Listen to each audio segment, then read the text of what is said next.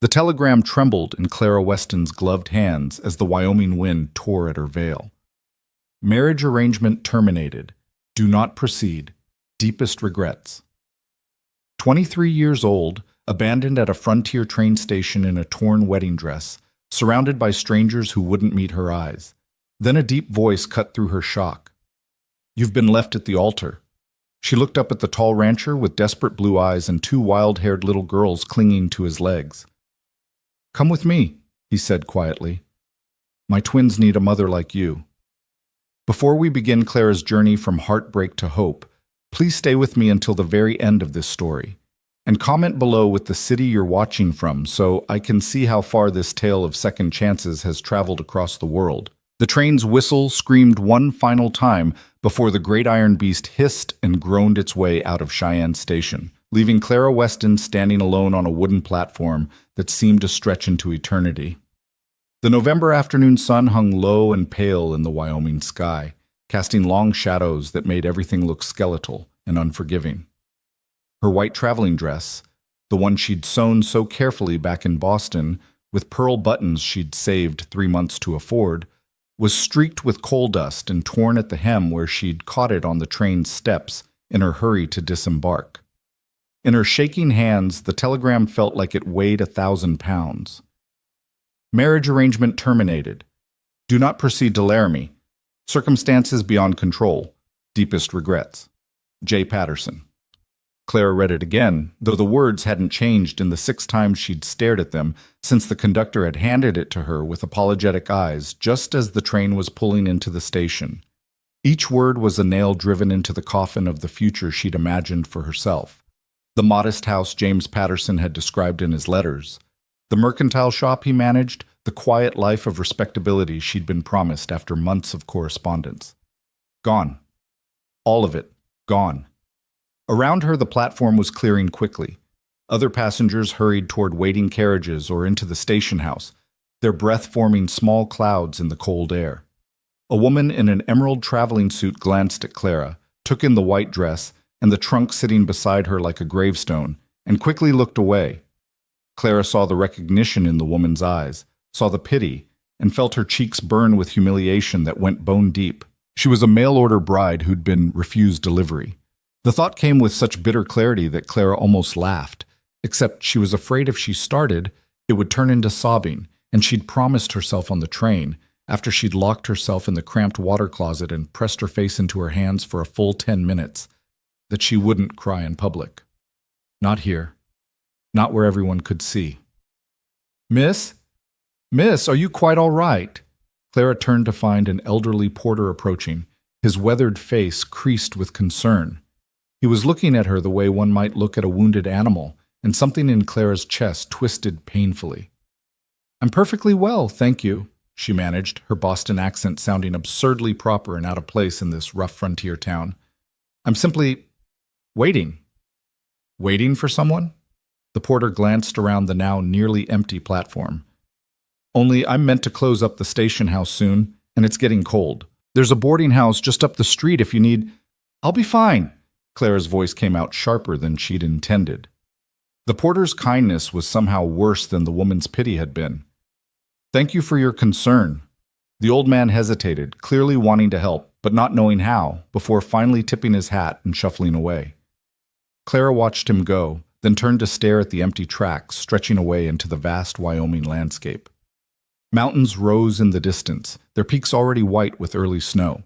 The sky seemed impossibly huge here, so different from the narrow streets and close-built houses of Boston. Everything was bigger, wilder, more untamed, and she was completely, utterly alone. The afternoon she'd spent imagining this moment came back to her with cruel vividness. In her fantasies, James Patterson would have been waiting on this very platform, hat in hand, perhaps with flowers. He'd smile that warm smile she'd imagined from his carefully written letters, take her hand, and welcome her to her new life. They'd be married by week's end in a simple ceremony. She'd finally have a home, a husband, a place to belong after years of being passed between relatives who treated her like an obligation after her parents died. Instead, she had a telegram that offered no explanation, no apology beyond deepest regrets, and a one-way ticket that had emptied her meager savings. Clara's hand moved to the small purse hanging from her wrist. Inside was everything she had left in the world. $4.37, a tintype photograph of her parents, and a tortoiseshell comb that had belonged to her mother. That was it. The sum total of Clara Weston's worldly possessions, besides the trunk at her feet that held 3 dresses, 2 nightgowns, some undergarments, a Bible, and a few books she'd been unable to part with. $4 wouldn't get her back to Boston, even if she'd wanted to return to her cousin Margaret's cramped apartment and those disapproving looks. It wouldn't last more than a week or 2 at a boarding house. She had no trade beyond basic sewing and some experience helping in Margaret's millinery shop. What did women do in places like this?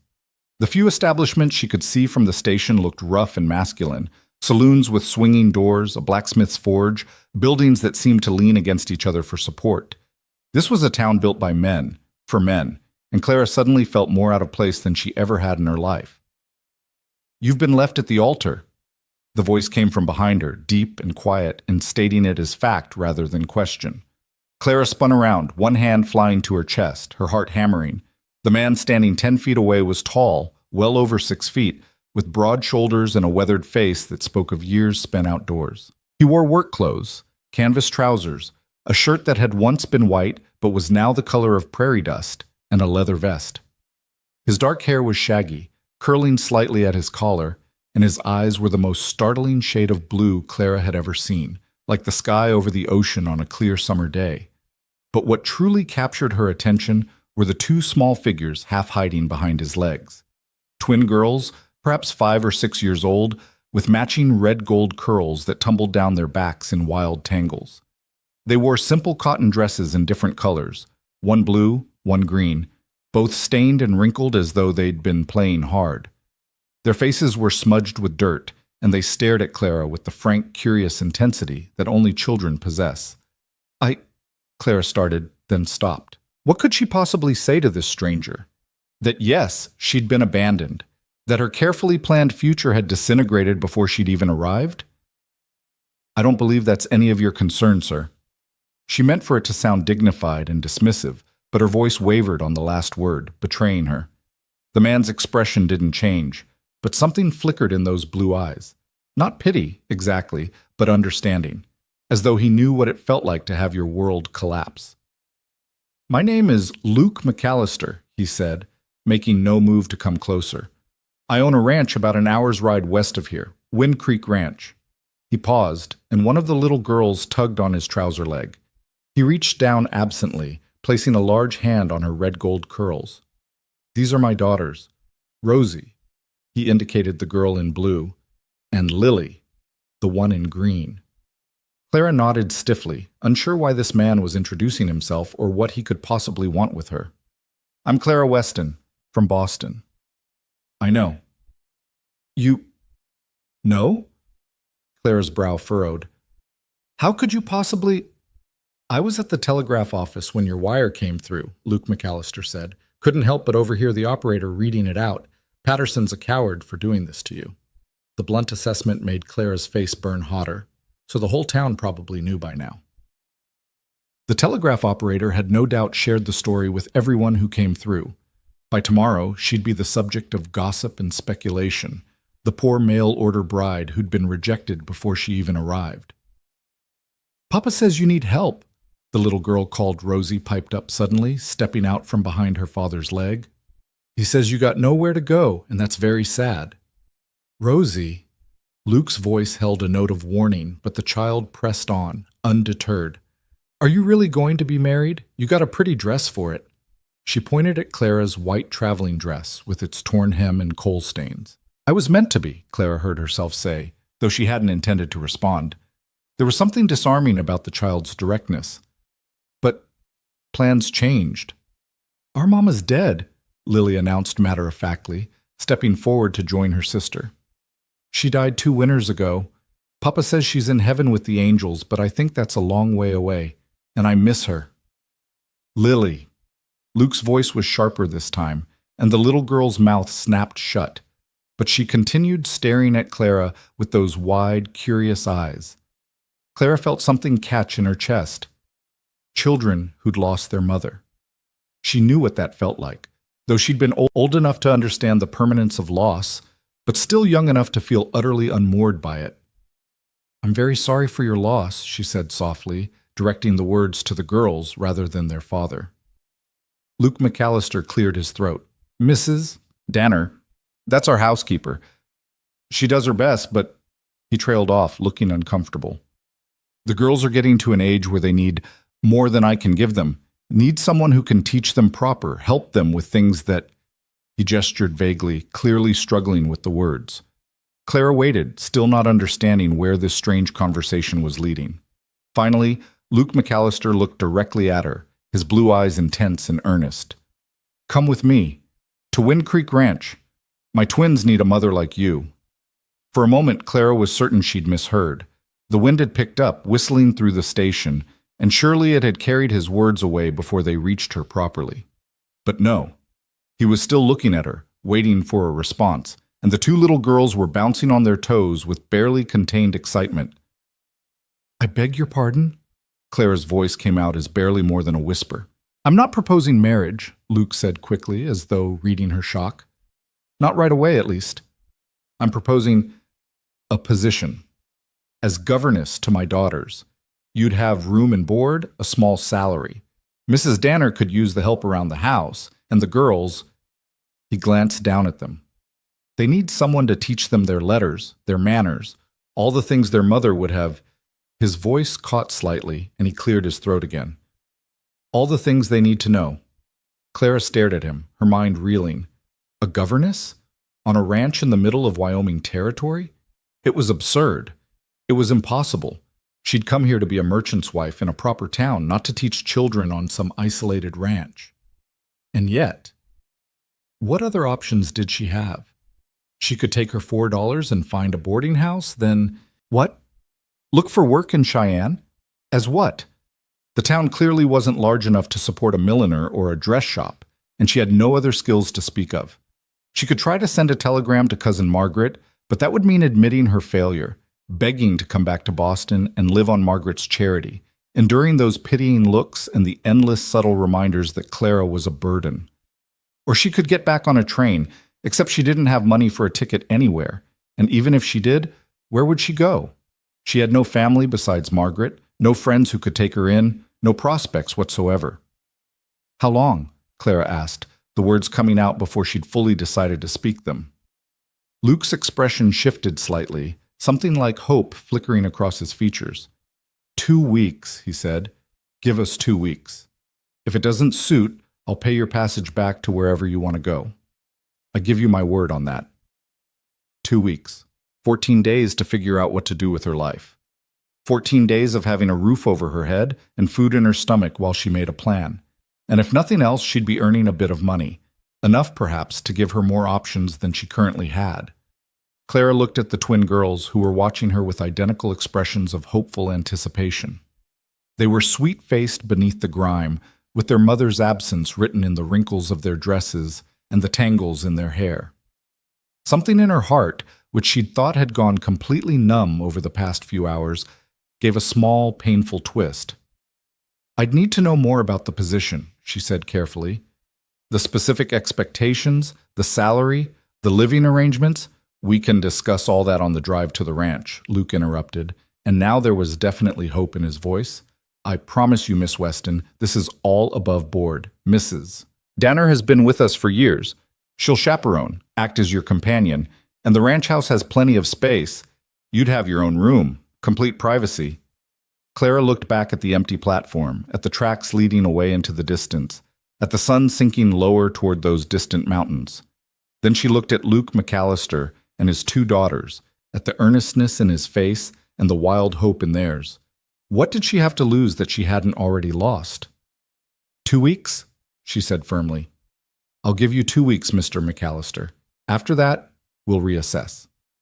The smile that broke across Luke McAllister's face transformed him entirely, taking years off his weathered features.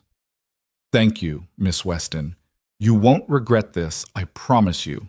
Rosie and Lily let out simultaneous squeals of delight and rushed forward, nearly bowling Clara over in their enthusiasm. They grabbed her hands, chattering excitedly over each other. "You can sleep in the blue room." Rosie announced. No, the yellow room, Lily countered. The blue room has spiders. Does not. Does too. I saw one last week, big as Papa's hand. Girls, that's enough. Luke's voice was gentle but firm. He reached down and scooped up Clara's trunk as though it weighed nothing, hefting it onto his shoulder. Miss Weston's had a long journey. Let's get her to the wagon so she can rest. He started walking toward the street, and the girls tugged Clara along after him, still arguing good-naturedly about room assignments and spiders, and whether Mrs. Danner would make her special cinnamon rolls for breakfast tomorrow if they asked nicely. Clara let herself be pulled along, her mind still trying to catch up with what had just happened. 10 minutes ago, she'd been standing on that platform certain her life was over. Now she was following a strange man and his daughters toward an uncertain future on a ranch she'd never heard of. It was madness. It was reckless. It was completely unlike anything Clara Weston had ever done in her careful, proper life. And yet, as they emerged onto the street and she saw the wagon waiting, a sturdy farm wagon with 2 patient horses, Clara felt something she hadn't expected to feel again today. She felt a tiny, fragile flutter of hope. Luke McAllister lifted her trunk into the wagon bed with practiced ease, then turned to help her up onto the seat. His hands were work-roughened and strong as they steadied her, and she noticed he was careful not to let them linger longer than necessary. A gentleman's gesture, even here in this rough country. The girls scrambled up into the back, settling themselves on some folded blankets amid various supplies, bags of flour and sugar, coils of rope, a new axe handle. Luke climbed up beside Clara and gathered the reins, clicking his tongue to set the horses moving. As they rolled away from the station, Clara turned for one last look at the platform where she'd stood just minutes ago. The porter was closing the station house doors for the night, and the shadows had grown longer, swallowing up the place where her old dreams had died. Miss Weston? Luke's voice drew her attention forward again. I want you to know I appreciate this. More than I can say. The girls, He glanced back at his daughters, who were already absorbed in some imaginative game involving the rope coils.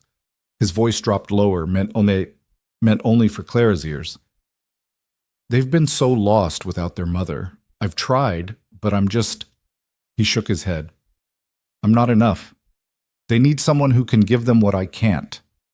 Clara studied his profile as he drove. The strong line of his jaw, the lines around his eyes, that spoke of squinting into the sun and too many sleepless nights.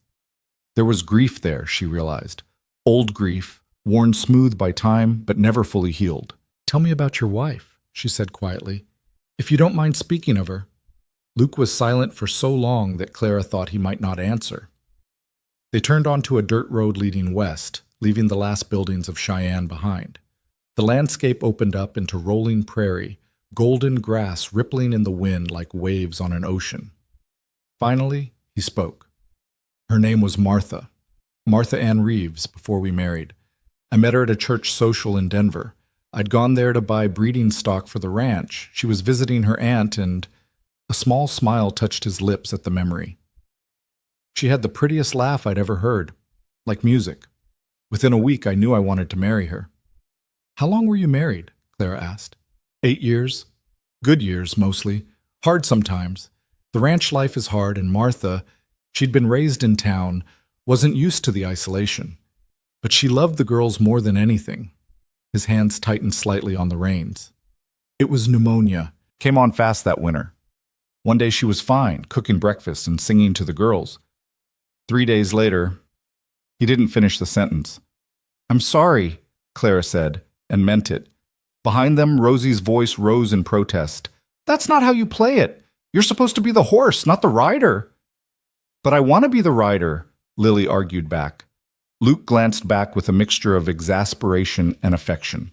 Girls, settle down back there. Miss Weston's trying to rest. I don't mind, Clara said, surprising herself. The truth was, their squabbling was almost comforting, normal, childish, full of life. After the numbness of the past few hours, it was a reminder that the world kept turning, that joy and argument and ordinary moments continued regardless of personal tragedy. They drove on as the sun sank lower, painting the sky in shades of orange and pink and deep purple. The prairie seemed to stretch forever in every direction, broken occasionally by rocky outcroppings or clusters of... It was beautiful in a stark, lonely way that made Claire's throat tight. "Do you miss Boston?" Luke asked after a while. Claire considered the question. "I miss the idea of Boston," she said slowly. "I miss having a place where I belonged, or thought I did. But the city itself..." She shook her head. "I don't know. I lived with my cousin after my parents died. Her apartment was small, and she had 3 children of her own. I was in the way, always in the way." "Hence the advertisement," Luke said, understanding in his voice. "Hence the advertisement," Clara agreed. She'd answered James Patterson's listing in a matrimonial newspaper after seeing dozens like it. Western men seeking educated, respectable wives. It had seemed like a solution, a chance to build a new life, to have a home of her own, to be wanted rather than merely tolerated. The irony that she'd traveled halfway across the country only to find herself in exactly the same position, unwanted, in the way, was not lost on her. Except Luke McAllister had asked her to come with him, had said his daughters needed her. It wasn't the same as being wanted, perhaps, but it was something. For now, it was enough. "Papa, I'm hungry," Rosie announced from the back of the wagon. "Can we stop and eat the biscuits Mrs. Danner packed?" "May we stop?" Clara corrected automatically, then froze. She'd just been hired as their governess, but correcting the children before she'd even arrived at the ranch seemed presumptuous. But Luke was smiling. "You hear that, Rosie? Miss Weston's already teaching you proper grammar. And yes, you may have a biscuit, both of you, but just one each. We'll have supper when we get home." The girls cheered and dug into a basket tucked under the wagon seat, emerging with large, fluffy biscuits that they attacked with enthusiasm. Rosie held one up to Clara. "Want one, Miss Weston? They're real good. Mrs. Danner makes the best biscuits in all of Wyoming." Clara's stomach, which she'd thought was too knotted with anxiety to accept food, suddenly rumbled loudly. She realized she hadn't eaten since a hurried breakfast on the train that morning, and even that had only been a stale roll and weak coffee. "Thank you," she said, accepting the biscuit. It was still slightly warm, and when she bit into it, the buttery, fluffy interior melted on her tongue. "Oh," she breathed, "this is delicious." "Told you," Rosie said triumphantly. "Mrs. Danner's the best cook ever. Sometimes she makes cinnamon rolls on Sundays, and they're even better than the biscuits." "Only sometimes Papa won't let us have more than one," Lily added with an aggrieved sigh. "He says we'll spoil our supper, but I don't think you can spoil supper with cinnamon rolls. That doesn't make sense." Clara found herself smiling despite everything. "Your father's probably right, though. Too many sweets aren't good for you." Both girls groaned dramatically, and Luke laughed, a real laugh that lit up his whole face. "I like her already," he said to his daughters. "She's on my side." As they continued west, the conversation flowed more easily. The girls peppered Clara with questions. Had she really come all the way from Boston? What was it like on the train? Had she seen any Indians? Did she know how to read books with lots of words? Could she sew? Could she make doll clothes? Did she know any songs? Clara answered as best she could, feeling herself relaxing incrementally. These were just children, she reminded herself. Motherless children who needed guidance and care. She could provide that, at least for 2 weeks. It wasn't the future she'd imagined, but it was a future nonetheless. The landscape began to change as they drove, becoming more rolling, with rocky hills rising in the distance. Trees appeared more frequently, cottonwoods and aspens that would be bare of leaves within a few weeks. They forded a shallow creek, the water burbling cheerfully over smooth stones, and climbed up the other side into grassland dotted with cattle. "This is Wind Creek Ranch," Luke said, gesturing at the land around them. 3,000 acres, give or take. Not the biggest spread in these parts, but it's ours, and it's productive. We run about 200 head of cattle, some horses. I've got 3 ranch hands who help with the work. Good men, respectful. They have their own bunkhouse well away from the main house. Clara nodded, trying to take it all in. 3,000 acres. She couldn't even imagine that much land. Back in Boston, Margaret's entire apartment building probably sat on less than an acre. "There's the house," Lily said, pointing eagerly. Clara looked ahead and saw it nestled in a small valley, protected on 3 sides by rolling hills. It was a 2-story structure built of logs and stone, larger than she'd expected, with a wide front porch and stone chimneys at each end. Smoke curled from one chimney, carrying the promise of warmth and food. Outbuildings clustered nearby, a barn, a stable, what looked like a chicken coop, and a smaller structure that must be the bunkhouse Luke had mentioned. As they approached, the front door of the house burst open and a woman emerged, wiping her hands on her apron. She was short and round, with iron gray hair pulled back in a bun, and a face that looked stern until she smiled. "About time you got back," she called out. "Supper's been ready this past half hour?" She stopped abruptly as she caught sight of Clara. "Luke McAllister, who in heaven's name is that?" "Mrs. Danner, meet Miss Clara Weston," Luke said, pulling the wagon to a stop in front of the house. "She's going to be the girls' new governess." Mrs. Danner's eyes went wide as saucers. "They're what? Since when did we—" "Luke McAllister, you get down here this instant and explain yourself." Luke climbed down from the wagon, then turned to help Clara descend. Her legs were stiff from the long ride, and she stumbled slightly. His hand steadied her elbow until she found her footing. "Miss Weston found herself in an unfortunate situation in town," Luke said, his voice carefully neutral. "She's agreed to stay with us for a trial period, teach the girls their lessons, help them with their manners and such. I offered her room and board plus $20 a month." Mrs. Danner's expression cycled through several emotions: surprise, skepticism, concern, before settling on something that looked like cautious approval. She approached Clara, studying her with sharp brown eyes that missed nothing. "Abandoned bride," she said finally. It wasn't a question. Clara felt her cheeks burn, but she lifted her chin. "Yes, ma'am." "Not your fault, I'd wager," Mrs. Danner said briskly. "Men can be damned fools, pardon my language." She turned to Luke. $20 in room and board, you said?" "That's right." "Make it 25, Mrs. Danner said firmly. "Lord knows I could use the help, and if she's going to be teaching these wild children, no offense, girls, she deserves fair wages." "Mrs. Danner," Luke started. 25, the housekeeper repeated, brooking no argument. "Or I'll tell everyone at church next Sunday about that time you tried to cook your own supper and nearly burned down the kitchen." Luke's ears turned red. "That was one time, and the curtains barely singed." He stopped, seeing Mrs. Danner's raised eyebrow. "Fine, $25 a month." Mrs. Danner nodded with satisfaction, then turned back to Clara. "I'm Harriet Danner, Miss Weston. I've been keeping house for this family going on 12 years now. You'll take your meals with us, and your room's just down the hall from the girls. Close enough to hear if they need you in the night, far enough for privacy. I'll expect you to pull your weight with household chores when the girls are at their studies, and I won't tolerate any airs or nonsense. We work hard here, but we work together. Understood?" It was the longest speech Clara had heard from anyone all day, and despite everything, she found herself warming to this gruff, no-nonsense woman. "Understood, Mrs. Danner." "Good." Mrs. Danner's stern expression softened slightly. "You look dead on your feet, child. Luke, you and the hands can unload her trunk. Girls, help me get another plate set.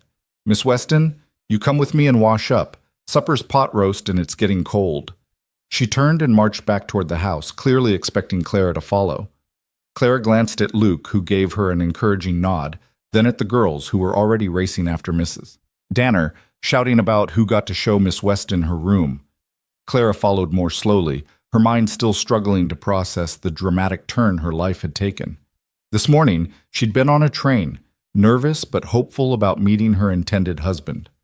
Tonight, she was walking into a stranger's home on a Wyoming ranch, having agreed to become governess to twin girls she'd met less than 2 hours ago. Madness. Absolute madness. And yet, as she stepped through the front door into a warm, lantern-lit room that smelled of pot roast and fresh bread, as she heard the girls' laughter echoing from somewhere upstairs and felt Mrs. Danner's brisk, capable presence beside her, Clara felt that tiny flutter of hope grow just a little bit stronger. Maybe, just maybe, this wouldn't be a disaster after all. "Come on then," Mrs. Danner said, leading her down a hallway past a large sitting room and what looked like Luke's study. "Your room's just here. Nothing fancy, but it's clean and the bed's comfortable. The girls are right next door. You'll hear them through the walls sometimes, I'm afraid. They're not the quietest sleepers." She opened a door to reveal a modest but pleasant room with whitewashed walls, a simple brass bed covered in a colorful quilt, a wardrobe, a washstand with a pitcher and basin, and a window that looked out over the valley. It was small, but infinitely better than the cramped corner. "The necessaries out back," Mrs. Danner continued, "but we keep chamber pots under the beds for nighttime. Fresh water in the pitcher every morning.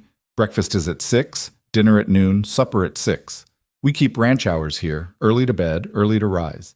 Any questions?" Clara shook her head, overwhelmed by the practical kindness in Mrs. Danner's tone. "No, ma'am. Thank you." Mrs. Danner's expression gentled. "You've had a rough day, I expect. But you're safe here, Miss Weston. Luke's a good man, even if he can be thick-headed sometimes. He won't let any harm come to you, and neither will I. Now wash up quick and come to supper. You need food in you." She bustled out, leaving Clara alone in her new room. Clara moved to the window, looking out at the dying light painting the hills in shades of purple and gold. In the distance, she could see the dark shapes of cattle grazing. Somewhere, a bird called out its evening song. She thought of the telegram still tucked in her purse. Marriage arrangement terminated. Perhaps it had been. But standing here in this simple room, listening to the sounds of a family preparing for supper below, Clara Weston realized that maybe, just maybe, one life ending might mean another was beginning. She wasn't a mail-order bride anymore. She wasn't Clara Weston, the poor relation taking up space in someone else's home. She was a governess, a teacher, someone who was needed. It wasn't what she'd planned, but as she washed the coal dust from her face and smoothed her hair, preparing to go down to her first meal at Wind Creek Ranch, Clara found herself thinking that sometimes the best things in life were the ones you never planned at all. They were simply the ones you were brave enough to say yes to. The pot roast was the best thing Clara had tasted in months, perhaps years. Mrs. Danner served it with roasted potatoes, carrots glazed with butter and honey, and thick slices of bread that were still warm from the oven.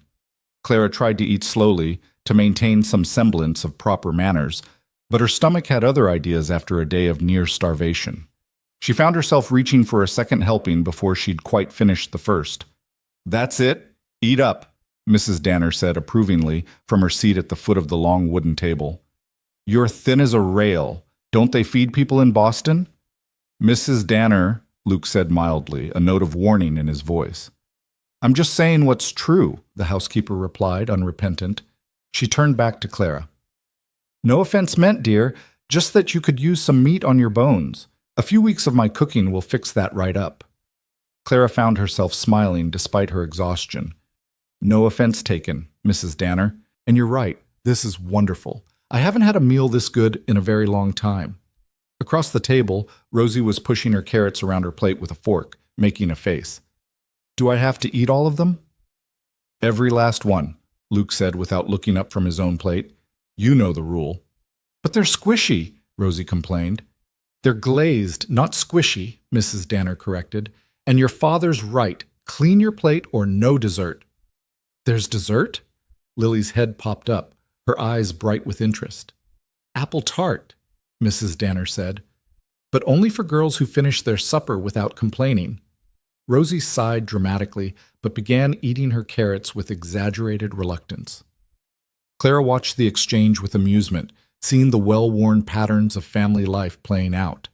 There was comfort in the routine, in the gentle discipline and the promise of dessert, in the way Luke and Mrs. Danner worked together to manage the girls without ever seeming to discuss it. It reminded her painfully of her own childhood before everything had fallen apart.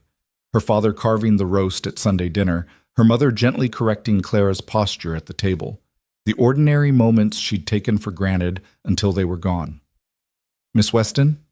Luke's voice pulled her from her thoughts. "I thought tomorrow we could go over the girls' lessons.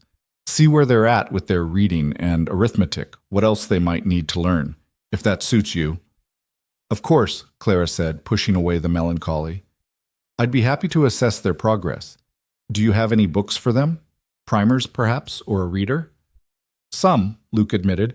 "Martha had a few books she used with them, teaching them their letters and such, but it's been—" He paused, his expression darkening briefly. "Well, it's been over a year since anyone's done proper lessons with them. They're bright girls, but they need structure, need someone who knows what they're doing." Clara nodded slowly, considering.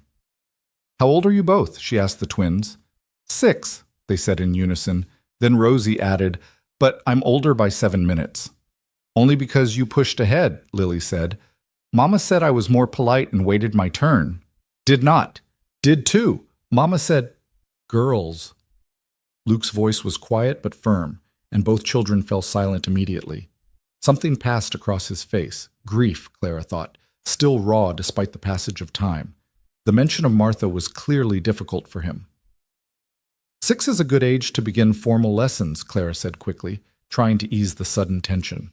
"You're both old enough to sit still for instruction, and young enough that learning will come naturally if we make it interesting. Do you know your letters?" "Most of them," Rosie said proudly. "I can write my name and Lily's name and Papa's name." "And I can count to 100, Lily added. "Want to hear?" "Perhaps after supper," Clara suggested gently. "But that's very impressive. Both of you are clearly quite intelligent." The girls beamed at the praise, and Clara felt something warm unfold in her chest. They were sweet children beneath their wild energy, hungry for attention and approval. She could work with that. The rest of the meal passed pleasantly. Mrs. Danner's apple tart was every bit as good as the pot roast had been, with a flaky crust and cinnamon-spiced apples that melted on the tongue. The girls ate theirs with sticky-fingered enthusiasm, while Luke told Clara more about the ranch, the cattle operation, the challenges of Wyoming winters, the small community of ranchers and their families scattered across the territory. "We're about 15 miles from Cheyenne," he explained, "so not completely isolated. There's a church about 8 miles south where folks gather on Sundays. Reverend Michaels holds services there, and afterward, everyone usually stays for a meal and socializing. It's how people stay connected out here." "Will you expect me to attend services with the family?" Clara asked. "Only if you want to," Luke said. "I won't force religion on you, Miss Weston. But the girls usually go, and Mrs. Danner, and it might be good for you to meet some of the other women in the area. Well, frontier women can be a bit rough around the edges, but they're good people, kind." Clara nodded, though the thought of facing a church full of strangers, all of whom would likely know about her failed marriage arrangement, made her stomach clench with anxiety. But that was a problem for another day. Tonight, she just needed to survive her first evening in this strange new world. After supper, Mrs. Danner shooed everyone out of the kitchen while she cleaned up, refusing Clara's offer of help. "You've had a long day," she said firmly. "Tomorrow you can start earning your keep. Tonight, you rest." Luke took the girls upstairs to get ready for bed, and Clara found herself alone in the sitting room, surrounded by the evidence of lives lived and lost. A basket of mending sat beside one chair. Books lined a small shelf, agricultural manuals, a few novels, a well-worn Bible. On the mantel above the fireplace sat a tintype photograph in an ornate frame. Clara moved closer, studying it. A young woman with dark hair and a serious expression stared back at her. She wore a high-collared dress and held an infant in each arm. Beside her stood a younger version of Luke, his face softer, less weathered, but with the same intense blue eyes. Martha. This was Martha McAllister, the ghost that still haunted this house. That was taken just after the girls were born. Luke's voice made Clara jump. She hadn't heard him come back down the stairs. Martha insisted on it, even though she was exhausted. She said she wanted to remember the moment we became a real family. "She was very beautiful," Clara said softly. "She was." Luke moved to stand beside her, gazing at the photograph with an expression that made Clara's heart ache. She was everything good in this world, patient, kind, always singing. The girls have her smile, her laugh. Sometimes when I hear them playing, I think for just a moment that she's still here, that I'll turn around and see her in the kitchen helping Mrs. Danner or sitting by the fire with her sewing. He paused, his voice growing rougher. But then I remember, and it's like losing her all over again. Clara didn't know what to say to that kind of raw grief. What words could possibly help? So instead, she simply stood beside him in silence, letting him have his moment with the photograph and his memories. Finally, Luke cleared his throat and stepped back. "The girls want to say goodnight to you, if you're not too tired." Of course not," Clara said, though in truth she was bone-weary. But something in his voice told her this was important, that the girls asking for her was a sign of acceptance she shouldn't dismiss. She followed him upstairs to a room painted a cheerful yellow, with 2 narrow beds pushed against opposite walls. Rosie and Lily were already in their nightgowns, their red gold hair brushed out and hanging loose around their shoulders. They looked younger like this, softer, and Clara felt a surge of protective instinct that surprised her with its intensity. "Miss Weston!" Rosie scrambled out of her bed and ran over, throwing her arms around Clara's waist. "You're really staying. I thought maybe you'd change your mind and leave while we were getting ready for bed." "I wouldn't do that," Clara said, touched by the fierce hug. "I promised your father 2 weeks, and I keep my promises." 2 weeks isn't very long," Lily observed from her bed, her expression worried. "What if you like us but still want to leave after 2 weeks?" It was such an astute question, the kind of thing a child who'd already lost one mother would ask. Clara knelt down between the two beds so she could look both girls in the eye. "That's true," she said honestly. 2 weeks isn't very long, but let's not worry about what happens after. Let's just focus on now, on today and tomorrow and the day after that. Can we do that?" Rosie nodded enthusiastically, but Lily still looked uncertain. "Mama left," she said quietly. "She didn't want to, but she still left, and we never got her back." The simple, heartbreaking statement hung in the air. Luke made a sound that might have been a suppressed sob, and Clara's own throat grew tight. "You're right," she said gently. "Your mama left, and that wasn't fair, but Lily, sweetheart, she didn't leave because she wanted to. She left because she was sick, and sometimes when people are very sick, they have to go to heaven whether we want them to or not. That's different from choosing to leave." "But you might choose to leave," Lily persisted, "after 2 weeks." Clara couldn't lie to her. "I might," she admitted. "Or I might choose to stay. Or you and Rosie might decide you don't like having me here and ask your father to send me away.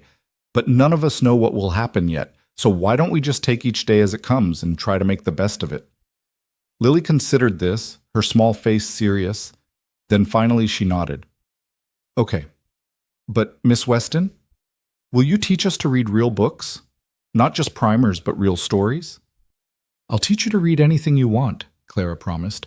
"Real books, newspapers, letters, whatever interests you." "Could you read us a story now?" Rosie asked hopefully. "Just a short one?" "Papa tries, but he's not very good at the voices." "Rosie," Luke said, his voice strained. "Miss Weston's had a very long day. She needs to rest." But Clara found herself smiling. "I think I can manage one story. Do you have a favorite?" The girls conferred in urgent whispers before Lily jumped out of bed and retrieved a battered book from a small shelf. "This one," she said, handing it to Clara. "Mama used to read it to us all the time." It was a collection of fairy tales, the kind Clara remembered from her own childhood. The pages were worn soft from repeated readings, and dried flowers had been pressed between some of them. Markers, perhaps, for Martha's favorite stories. Clara settled into a chair between the beds and opened the book.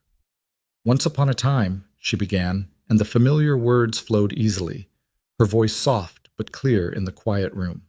She read the story of a princess who'd been turned into a swan, who flew across distant lands seeking a way to break the curse. The girls listened with rapt attention, their eyes growing heavy as the tale unwound.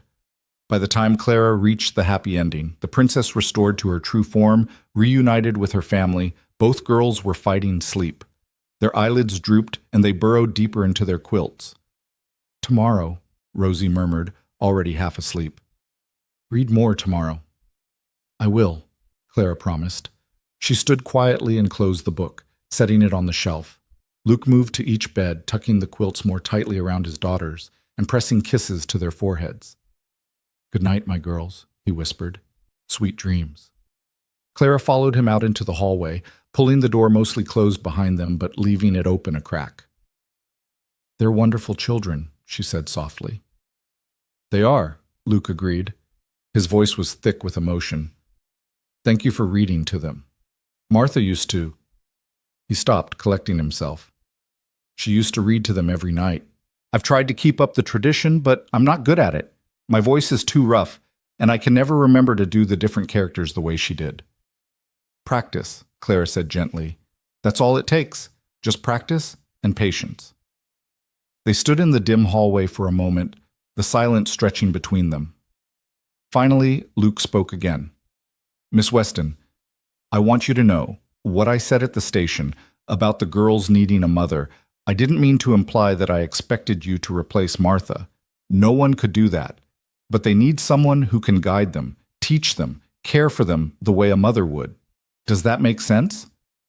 It does, Clara said.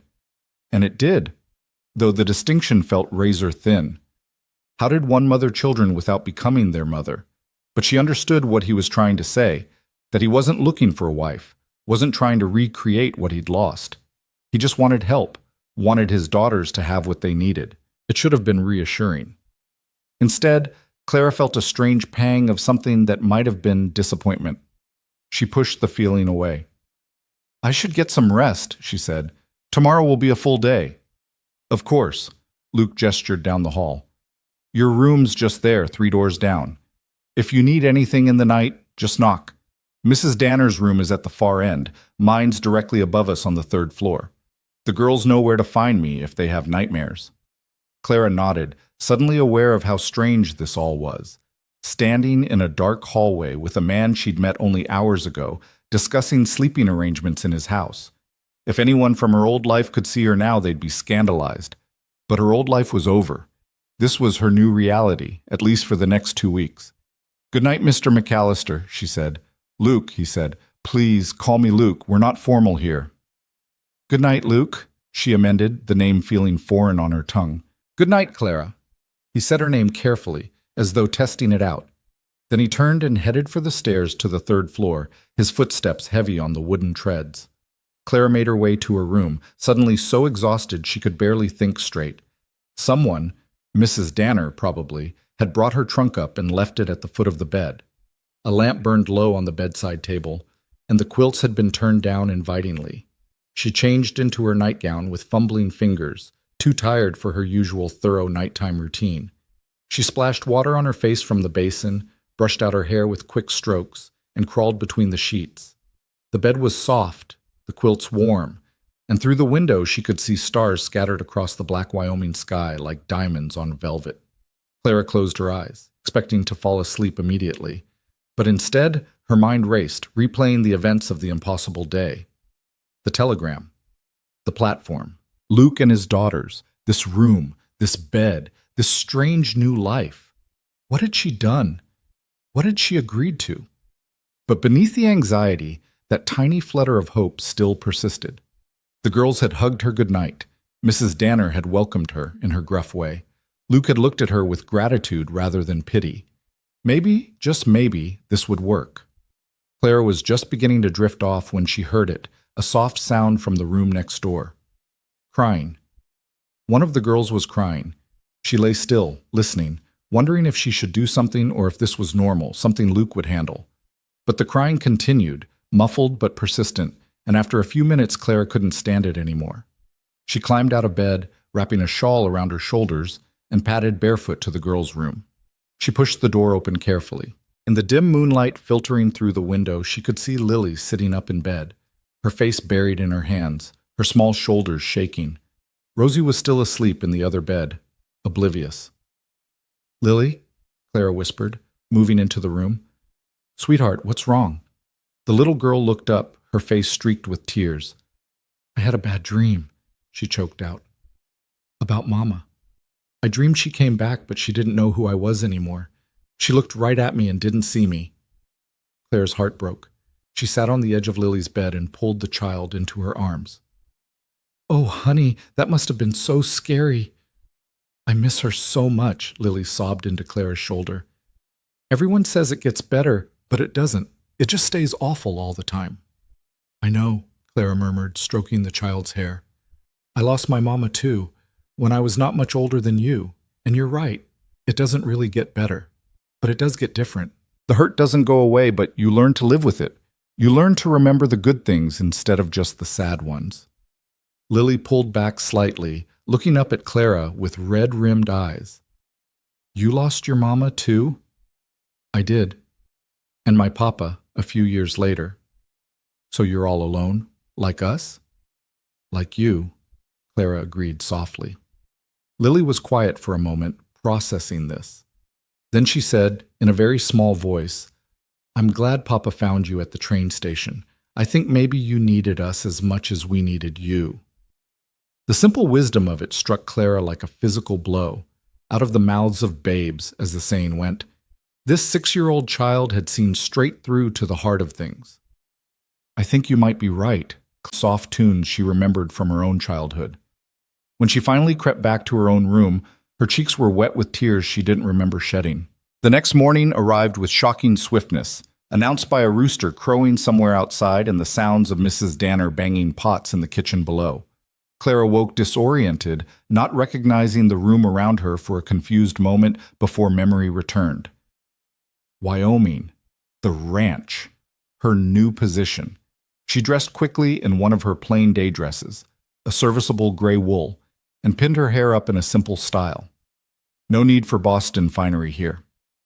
When she made her way downstairs, she found the kitchen already bustling with activity. Mrs. Danner stood at the stove, flipping flapjacks with practiced efficiency, while the girls sat at the table with their father, all 3 of them still looking half asleep. "There you are," Mrs. Danner said cheerfully. "Coffee's on the table. Flapjacks will be ready in a moment. Help yourself to butter and molasses." The coffee was strong enough to strip paint, but after a few sips, Clara felt her brain beginning to function again. The flapjacks were light and fluffy, and she found herself eating with better appetite than she'd had in weeks. The girls chattered about their plans for the day while Luke read a week-old newspaper, making occasional comments about cattle prices and weather predictions. It was all so normal, so domestic. Clara had dreamed of mornings like this back in Boston, had imagined herself as a wife and mother presiding over breakfast while her family gathered around. The fact that she'd stumbled into this scene by accident rather than design didn't make it any less appealing. After breakfast, Luke took Clara to a small room off the main sitting area that had clearly once been Martha's sewing room. A dress form stood in one corner, half-finished projects still pinned to it. But there was also a small desk with a chair and a bookshelf holding the primers and readers Luke had mentioned. "We can set this up as a schoolroom for the girls," he said, though his eyes lingered on the dress form with visible pain.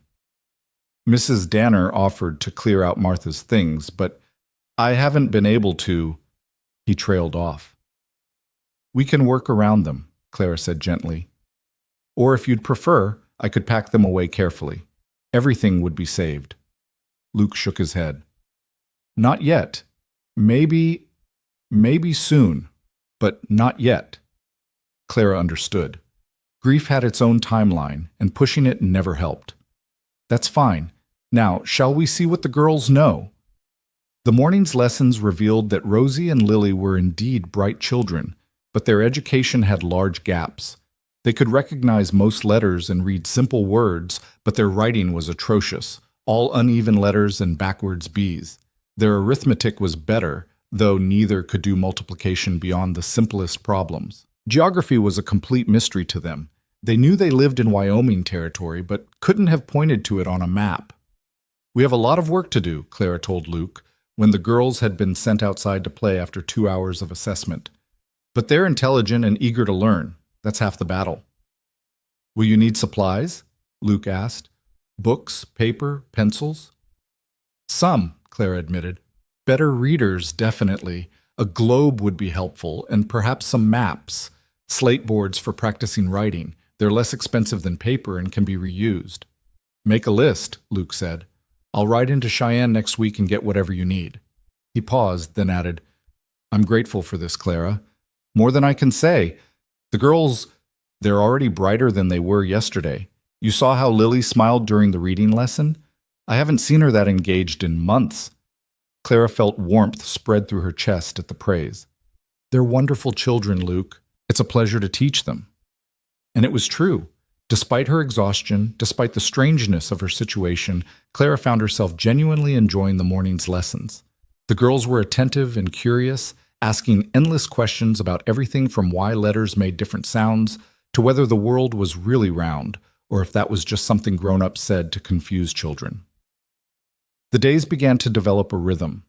Clara woke at dawn, helped Mrs. Danner with breakfast, then spent the morning in lessons with the girls. After the midday meal, the children had free time to play while Clara helped with household tasks, mending clothes, preparing vegetables, occasionally helping with the endless laundry. Late afternoons were devoted to lighter lessons, reading aloud, practicing penmanship, or teaching the girls simple embroidery stitches. Evenings were for supper and family time, with Clara reading to the girls before bed. Luke was often occupied with ranch work, mending fences, checking on cattle, managing his 3 ranch hands. But he joined them for meals and sometimes in the evenings. Clara found herself learning about ranching almost by osmosis, listening to Luke discuss the challenges of keeping cattle healthy through the coming winter, the need to cut and store enough hay, the delicate balance of managing grazing land. Mrs. Danner proved to be a wealth of information about the local area, sharing gossip about neighboring ranchers and their families while she and Clara worked side by side in the kitchen. Clara learned that the widow Jensen was sweet on the blacksmith in town, that the Roberts family had just had their 5th child, that Reverend Michaels was considered a fine preacher but couldn't carry a tune to save his life. It was all so different from Boston, where Clara had known her neighbors only by sight and sound through thin apartment walls. Here, despite the vast distances between homesteads, people seemed connected in ways she'd never experienced. 3 days into her stay, Clara was helping Mrs. Danner make bread when the older woman said abruptly, "You're good for them, you know. The girls. They're coming back to themselves." Clara looked up from kneading dough, surprised. "I'm just teaching them their lessons." "You're doing more than that," Mrs. Danner said firmly. "You're giving them attention, affection, making them feel like they matter. That's what they've been missing." She paused, then added more quietly, "Luke, too. He's been half dead since Martha passed, but I've heard him laughing these past few days. Actually laughing, not just going through the motions." The observation made Clara uncomfortable. She didn't want to think about Luke laughing because of her, didn't want to examine why that knowledge made her pulse quicken. She was here as a governess, nothing more. Getting attached to the girls, to this place, to Luke, would be a mistake. 2 weeks, she'd promised. 2 weeks to catch her breath and make a plan. But the 2 weeks were slipping by faster than she'd anticipated, and Clara found she hadn't given any real thought to what came next. Where would she go? What would she do? The questions lurked at the edges of her mind, but she kept pushing them away, focusing instead on irregular verbs and proper table manners and the proper way to darn a sock. On Sunday morning, Luke announced they would all be attending services at the community church. Clara's stomach clenched with anxiety. This would be her first time facing the wider community, the people who would have heard about the abandoned bride at the station. But she dressed carefully in her best day dress, pinned her hair into a proper style, and climbed into the wagon with the family. The church was a simple wooden structure, barely more than a large room with benches and a modest pulpit, but it was packed with people, ranch families from all over the area, scrubbed clean and dressed in their Sunday best. Clara felt dozens of eyes turn toward her as they entered, heard the whispers rustle through the congregation like wind through grass. "That's her, the mail-order bride. Poor thing. Heard Patterson dumped her before she even got off the train. Luke McAllister brought her home? How scandalous!" Clara kept her chin up and her eyes forward, refusing to show how the whispers stung. She sat between the girls on a wooden bench, hyper-aware of every glance, every murmur. But when Rosie reached over and took her hand, squeezing it comfortingly, Clara felt some of the tension drain from her shoulders. Reverend Michaels was a thin man with kind eyes who preached about grace and second chances. Clara tried to focus on his words, but she kept feeling the weight of judgment from the people around her. When the service finally ended, she wanted nothing more than to escape to the wagon and leave. But Mrs. Danner had other plans. She grabbed Clara's arm and marched her over to a cluster of women setting out food for the community meal. "Ladies, I want you to meet Miss Clara Weston. She's been teaching the McAllister girls this past week, and doing a fine job of it, too." The women looked Clara over with varying degrees of curiosity and suspicion. Finally, one of them, a stout woman with graying hair, spoke up. "Heard you came here to marry Jim Patterson." "I did," Clara said evenly, "but circumstances changed." "Jim's a fool," another woman said bluntly. "You're better off without him. Man can't make up his mind about anything. Went through 3 potential brides before you, you know, each time getting cold feet at the last minute." Clara hadn't known that. The information was somehow both humiliating and oddly comforting. At least Patterson's rejection wasn't personal. "Well, his loss is Luke McAllister's gain," the first woman said. "Those poor girls have needed a woman's influence since Martha passed. God rest her soul."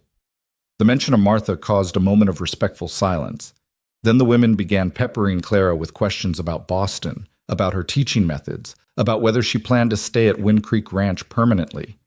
Clara answered as best she could, gradually relaxing as she realized these women weren't judging her. They were simply curious and perhaps a bit protective of Luke and his daughters. By the time the meal was served, Clara found herself genuinely enjoying the company. The women were blunt and sometimes crude in their speech, but they were also warm and welcoming in ways Boston society never had been. They shared advice about teaching children, about managing household tasks, about surviving Wyoming winters. They included her in their gossip and their laughter, treating her not as an outsider, but as someone who belonged.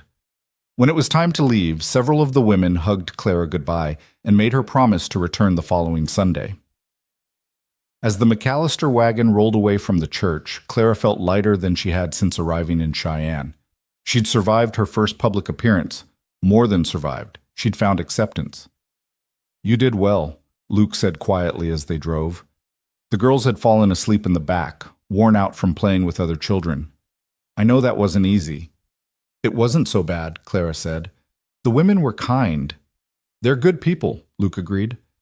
"Frontier life makes you practical. There's no room for pretension or judgment out here. You do your work, you help your neighbors, and you earn respect through your actions."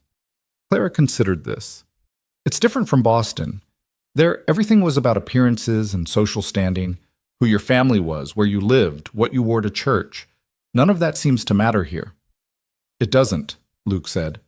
"Here, what matters is whether you can survive a hard winter, whether your word is good, whether you'll show up when your neighbor needs help mending a barn. Everything else is just noise."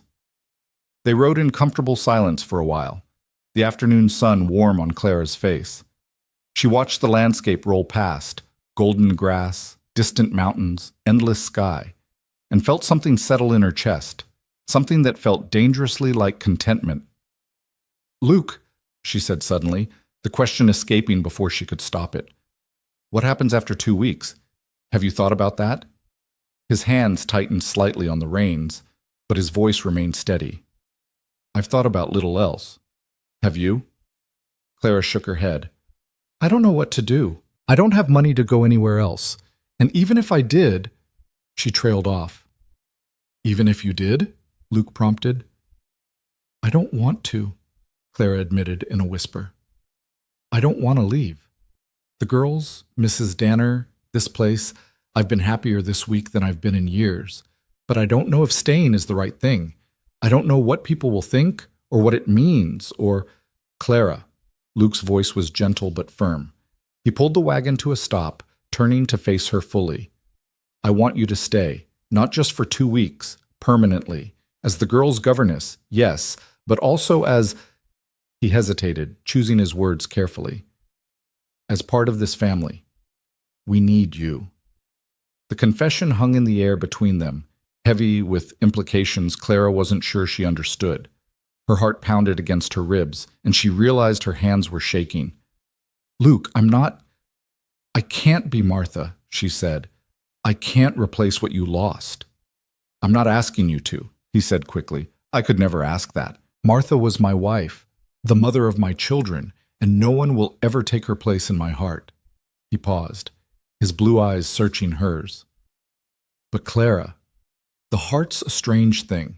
It has room for more than one kind of love, room for grief and gratitude to exist side by side. I loved Martha. I'll always love Martha. But that doesn't mean there isn't room for you too, in a different way." Clara's breath caught.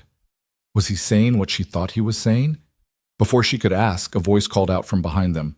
"Papa, why'd we stop? Are we home yet?" The moment shattered. Luke turned back to the reins and the wagon lurched forward again.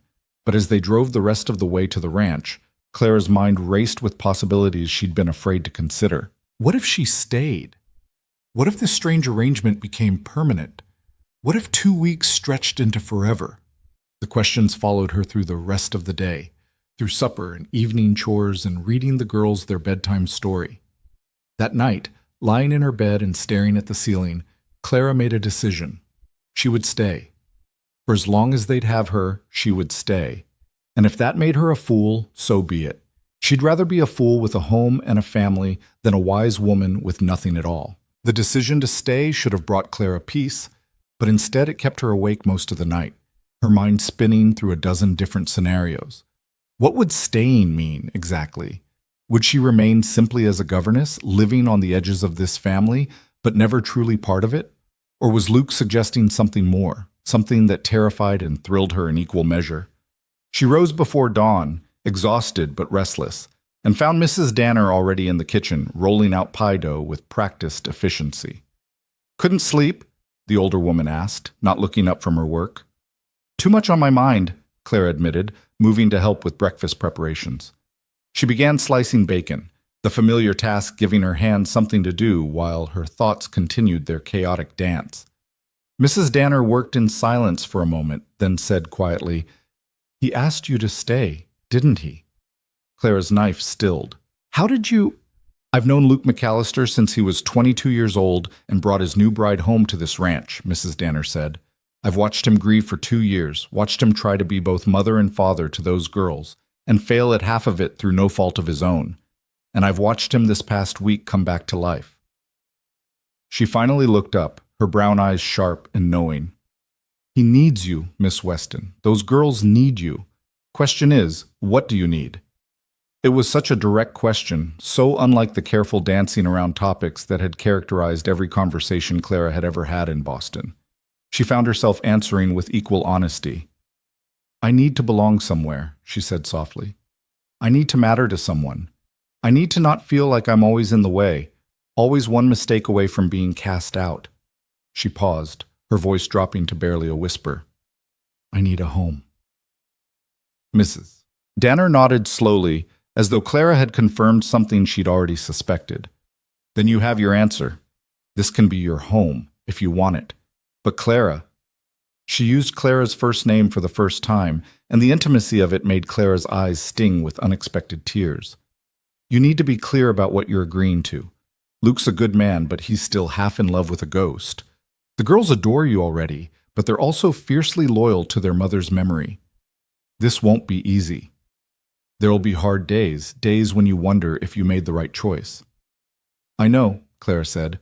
"But Mrs. Danner, the alternative is going back to Boston and living on my cousin's charity, or finding some other position where I'm just hired help with no real connection to anyone. At least here, I can try. At least here, there's a chance of something more." The housekeeper studied her for a long moment, then smiled, a real smile, warm and approving. "Then welcome home, Clara Weston. Now finish that bacon before the girls wake up and start demanding breakfast while it's only half cooked." The words "welcome home" echoed in Clara's mind all through breakfast, all through the morning lessons with Rosie and Lily.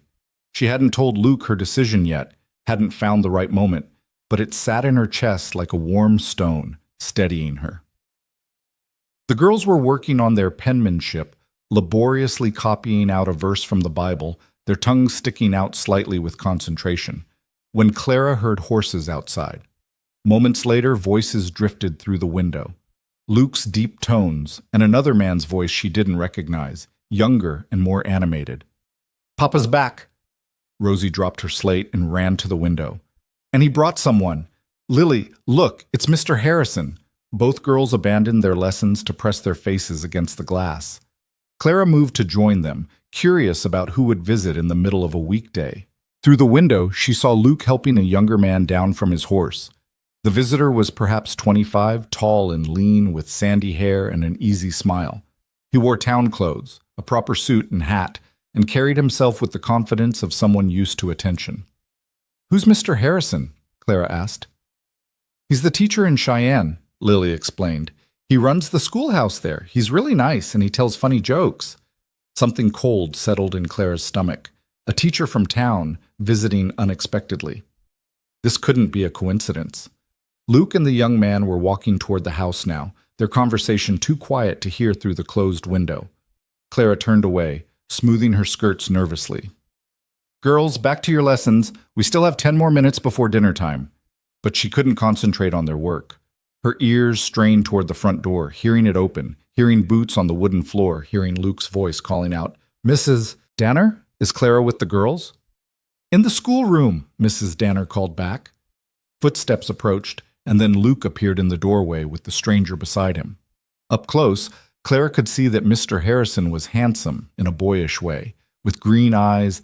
He smiled when he saw her, a bright, charming smile that probably worked well on most women.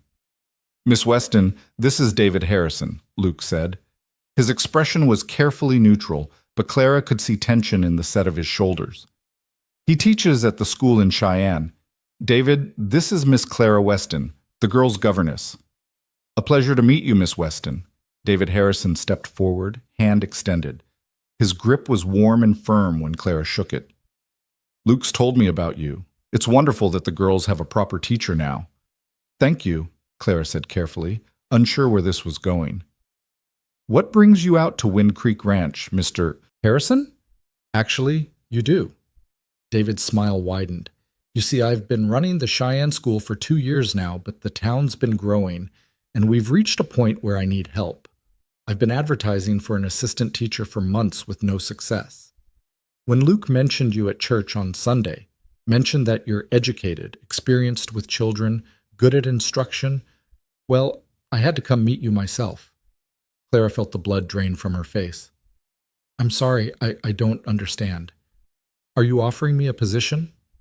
"If you're interested," David said enthusiastically. "It would be a proper teaching job, Miss Weston. 20 students of varying ages, a real schoolhouse, a salary of $40 a month plus room and board with a respectable family in town. You'd be teaching reading, writing, arithmetic, history, geography, all the subjects. It's challenging work, but rewarding. $40 a month." That was nearly twice what Luke was paying her, and she'd be in town, part of a real community, doing work that would be respected. It was everything she should want. Security, independence, a proper position. So why did the offer feel like a trap? "I'm very flattered, Mr. Harrison," Clara said slowly, "but I'm already committed here. The girls need consistency in their education, and I've only been working with them for a week. It would be irresponsible to abandon them now." "Oh, I'm not suggesting you leave immediately," David assured her. "The position wouldn't start until after Christmas. That's still 6 weeks away. Plenty of time to finish out your commitment to the McAllisters and make arrangements." He glanced at Luke. "I hope I'm not overstepping, but Luke, surely you can see this would be better for Miss Weston. A proper career rather than just a temporary governess position?" Luke's jaw tightened, but his voice remained level. "That's for Clara to decide. I won't presume to tell her what's best for her future." The tension between the two men was palpable. Clara looked from one to the other, understanding suddenly that this visit wasn't just about a teaching position. It was a test.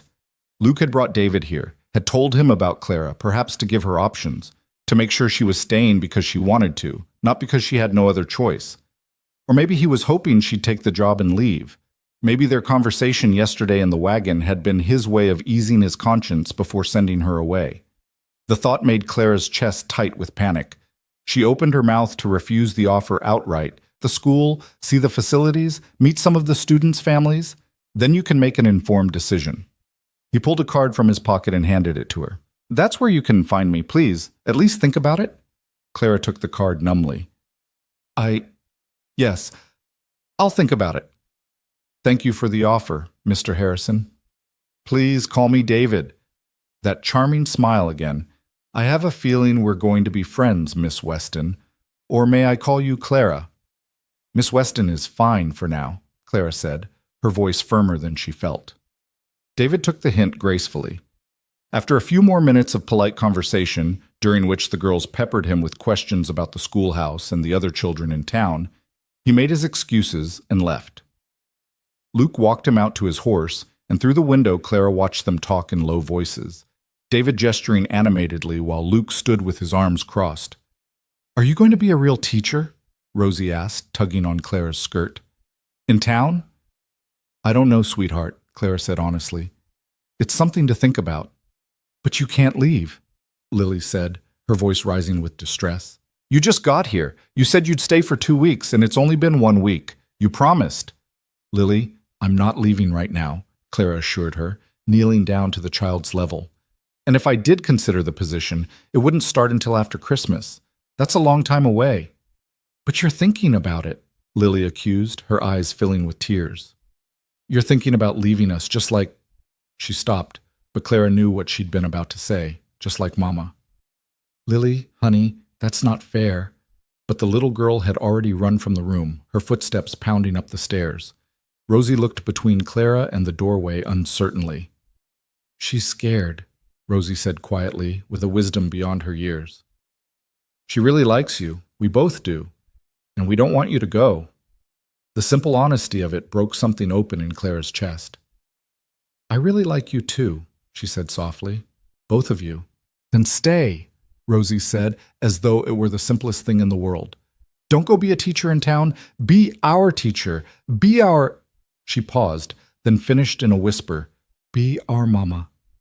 Clara pulled the child into a fierce hug, unable to speak past the lump in her throat. Over Rosie's shoulder, she saw Luke standing in the doorway, having come back inside without her noticing. His expression was unreadable, but his blue eyes were intense, watching her with an emotion she couldn't quite name. Go find your sister, Clara told Rosie gently. Tell her I'm not going anywhere without talking to both of you first. That's a promise. Rosie nodded and scampered off. Clara stood slowly, suddenly aware that she and Luke were alone in the small schoolroom, the air between them charged with unspoken words. I didn't invite him here to try to get rid of you, Luke said before Clara could speak. I want you to know that. Then why did you tell him about me? Clara asked. Why give him the idea to offer me a position? Luke moved into the room, his large frame somehow making the space feel even smaller. Because you deserve to have choices, Clara. You came here with nothing, running from a situation that wasn't your fault. I don't want you to stay just because you think you have no other options. If you're going to be here, I need to know it's because you want to be, not because you're trapped. It was such a profoundly decent thing to say that Clara felt tears prick her eyes. And what if I want both? She asked quietly. What if I want the security of knowing I have options, but I also want to stay here? What if I've already made my choice? Luke's breath caught audibly. Have you? Clara nodded, not trusting her voice. Then, forcing the words out, she said, I want to stay, Luke. Not just for 2 weeks. Not just as a governess. I want to be part of this family, if you'll have me. The girls, Mrs. Danner, this ranch, it already feels more like home than Boston ever did. Clara. Her name was barely a whisper on his lips. He took a step toward her, then stopped himself, his hands clenching at his sides as though he wanted to reach for her but didn't dare. You need to understand what you're agreeing to. This life. It's hard. The winters are brutal, the work is endless, and the isolation can drive people mad. And the girls, they'll test you. They'll compare you to Martha, consciously or not. There'll be days when you wonder what the hell you were thinking. I know, Clara said. Mrs. Danner already warned me. But Luke, I've spent my whole life trying to fit into places where I didn't belong, trying to make myself smaller and quieter so I wouldn't be in the way. I don't want to do that anymore. Here, with you and the girls, I don't feel like I'm in the way. I feel like I matter. You do matter, Luke said roughly. More than you know. These past 2 weeks, he broke off, shaking his head. I didn't think I could feel this way again. Didn't think I wanted to. After Martha died, I told myself that was it. That I'd had my chance at happiness and lost it. That the best I could do was survive and make sure the girls were taken care of. But then you stepped off that train, and a door slammed upstairs, followed by the thunder of small feet running. Both girls burst into the schoolroom, Lily's face streaked with tears, but hopeful now. Rosie said you're staying, Lily announced breathlessly.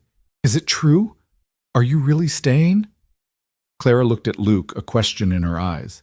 He nodded almost imperceptibly, and something passed between them, an understanding, an acknowledgement that they were stepping forward into unknown territory together. Yes, Clara said, opening her arms as both girls crashed into her. I'm staying, for as long as you'll have me.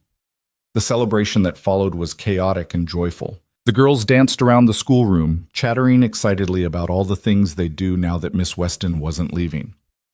Mrs. Danner appeared in the doorway, took one look at the scene, and smiled knowingly before announcing that dinner was ready and they'd all better wash up. During the meal, the girls peppered Clara with questions about what her staying meant. Would she get her own horse?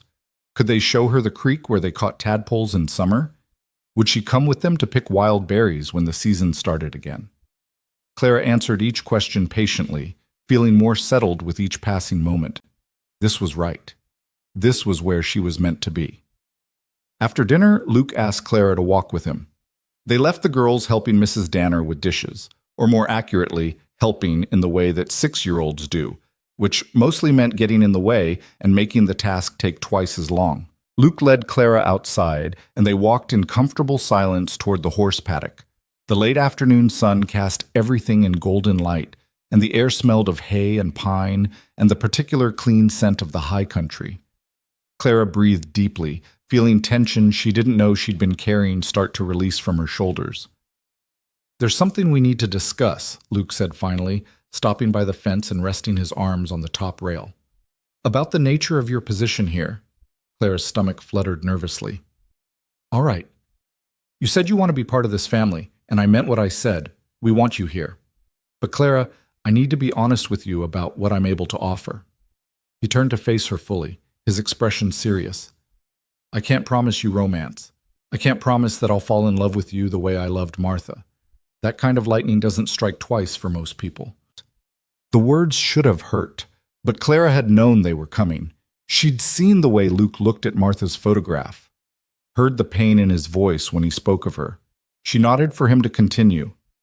"But," Luke said, and his voice softened, "I can promise you respect, partnership, a real home, not just a position. And in time, if we both find our way there." He paused, choosing his words carefully. "There are different kinds of love, Clara. The passionate, all-consuming kind I had with Martha, yes. But there's also the steady kind, built on mutual respect and shared purpose and genuine affection. That kind of love might not burn as bright, but it burns longer. It's the kind that survives hard winters and difficult times." Clara considered his words, turning them over in her mind. He was offering her honesty, at least. No false promises of romance or declarations he couldn't back up. Just the truth of what he could and couldn't give. "I can live with that," she said finally. "Luke, I'm not asking you to forget Martha or to love me the way you loved her. I'm just asking for a place to belong, for a chance to build something real, even if it looks different from what either of us imagined." Relief flooded Luke's face. "Then we understand each other." "We do." Clara paused, then asked the question that had been nagging at her. "But what exactly are you proposing? Am I to remain the governess indefinitely, or are you suggesting something else?" Luke's ears turned red, visible even in the fading light. "I suppose I should have been clear about that. Clara, I'm asking if you'd consider marrying me, not right away," he added quickly, seeing her eyes widen. "We barely know each other, and you deserve time to be sure. But eventually, when you're ready, I'd like to make this official. Give you the protection of my name, make you the girl's legal mother. It's the practical thing to do, and it's what people will expect if you're living here permanently. Marriage." The word hung between them, heavy with implication. It was what Clara had come west for in the first place, what she'd expected from James Patterson. But this was different. This was a man she'd met less than 2 weeks ago, asking her to bind her life to his, not out of passion or romance, but out of practical necessity and genuine affection. It should have felt cold, clinical. Instead, it felt right. "I'll need time," Clara said slowly. "Time to be sure this is what I want. Time for the girls to adjust to having me here. Time for both of us to know we're making the right choice." "Of course," Luke agreed. "Take all the time you need. There's no rush. For now, you can stay on as governess, and we'll see how things develop." He held out his hand. "Partners?" Clara took his hand, feeling the calluses from years of ranch work, the strength in his grip. "Partners," she agreed. They shook on it solemnly, and then Luke surprised her by pulling her into a brief, careful hug. It was the first time he'd touched her beyond helping her in and out of the wagon, and Clara was startled by how right it felt. His solid warmth, the smell of leather and horses and soap that clung to him. When he released her, they were both slightly flustered. "We should head back," Luke said. "Mrs. Danner will be wondering where we've gotten to." As they walked back to the house side by side, Clara felt something she hadn't experienced since childhood: genuine contentment. She'd found a place to belong, people who wanted her, a future that held promise even if it wasn't the fairy tale she'd once imagined. And maybe, just maybe, that was enough. The next few weeks passed in a blur of autumn activity. The lessons with the girls progressed beautifully. Both children were reading simple stories now, their handwriting improving daily. Clara established routines and expectations, finding that the girls thrived with structure. They still had their wild moments, still occasionally tested boundaries, but they were also eager to please and hungry for praise.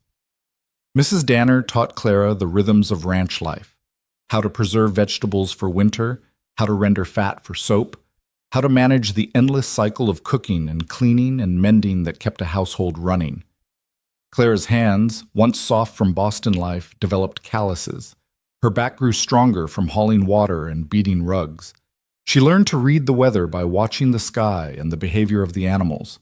Luke was often occupied with ranch work, but he made time each evening to sit with them, asking about the girls' lessons and Clara's day. Sometimes he read the newspaper aloud, sharing news from the wider world. Other times he taught them card games or told stories about his own childhood in Missouri. Clara found herself looking forward to these quiet evenings. The four of them gathered around the fireplace while winter crept closer outside. The promised visit to David Harrison's school came and went. Clara rode into Cheyenne with Luke, toured the schoolhouse, and met some of the students. It was a fine facility, and David was clearly a dedicated teacher. But as Clara watched him interact with his students, as she imagined herself in that role, she felt nothing but relief that she'd already made her choice. This might have been a good life, but it wasn't her life. Her place was at Wind Creek Ranch. She declined David's offer politely but firmly. He took it well, though there was disappointment in his eyes. "If you change your mind," he said, "the position will likely still be available in spring. Teachers are hard to come by out here." But Clara knew she wouldn't change her mind. November arrived with the first serious snow, a storm that dumped 8 inches overnight and turned the world white and silent. Clara woke to the girls' excited squeals and found them pressed against the window, watching fat flakes drift down from a leaden sky. "Can we go play in it?" Rosie begged. "Please, Miss Weston. We haven't had good snow in forever." Clara had planned a full day of lessons, but looking at their eager faces, she found herself relenting.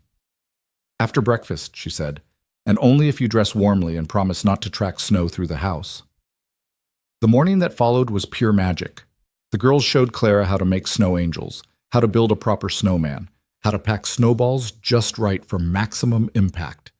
Luke emerged from the barn to find all 3 of them engaged in a spirited snowball fight, Clara laughing as she dodged the girls' attacks and launched her own careful throws. "Need backup?" Luke called, grinning. "Papa, no!" Lily shrieked. "You'll make it unfair!" But Luke was already scooping up snow, and within moments the battle had escalated. Clara found herself allied with the girls against Luke, the 3 of them ganging up on him with ruthless efficiency. He retaliated by scooping Rosie up and threatening to dump her in a snowbank, which resulted in shrieks of delighted protest. Finally, breathless and cold, they all tumbled back inside. Mrs. Danner took one look at them, red-cheeked, snow-covered, and grinning, and shooed them toward the fire.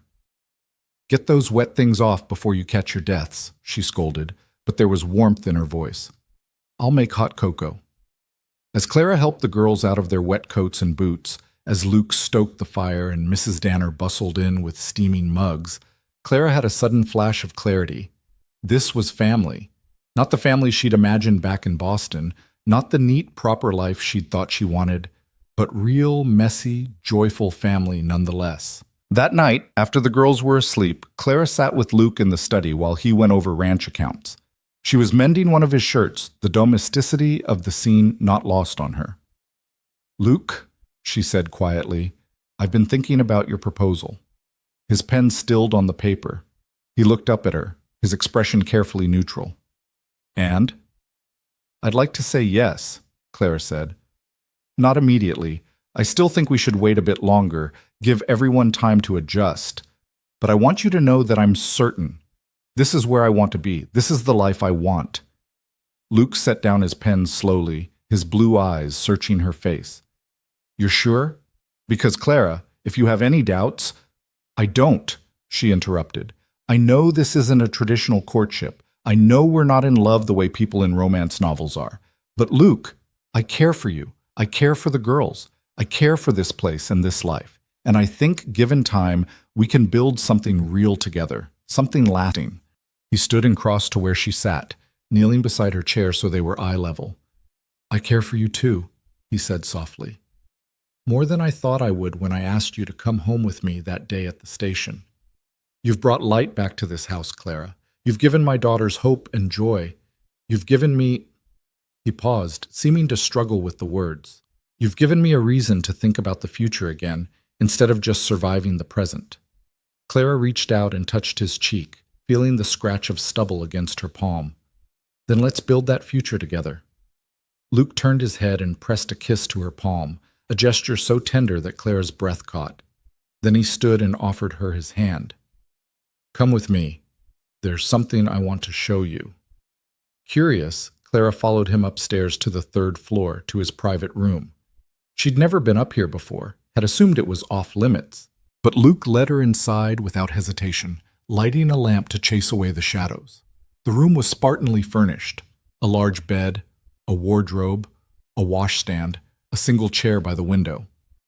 But what caught Clara's attention was the chest at the foot of the bed. Luke knelt beside it and opened it carefully, pulling out a small wooden box. "This was Martha's," he said, opening the box to reveal jewelry nestled in velvet.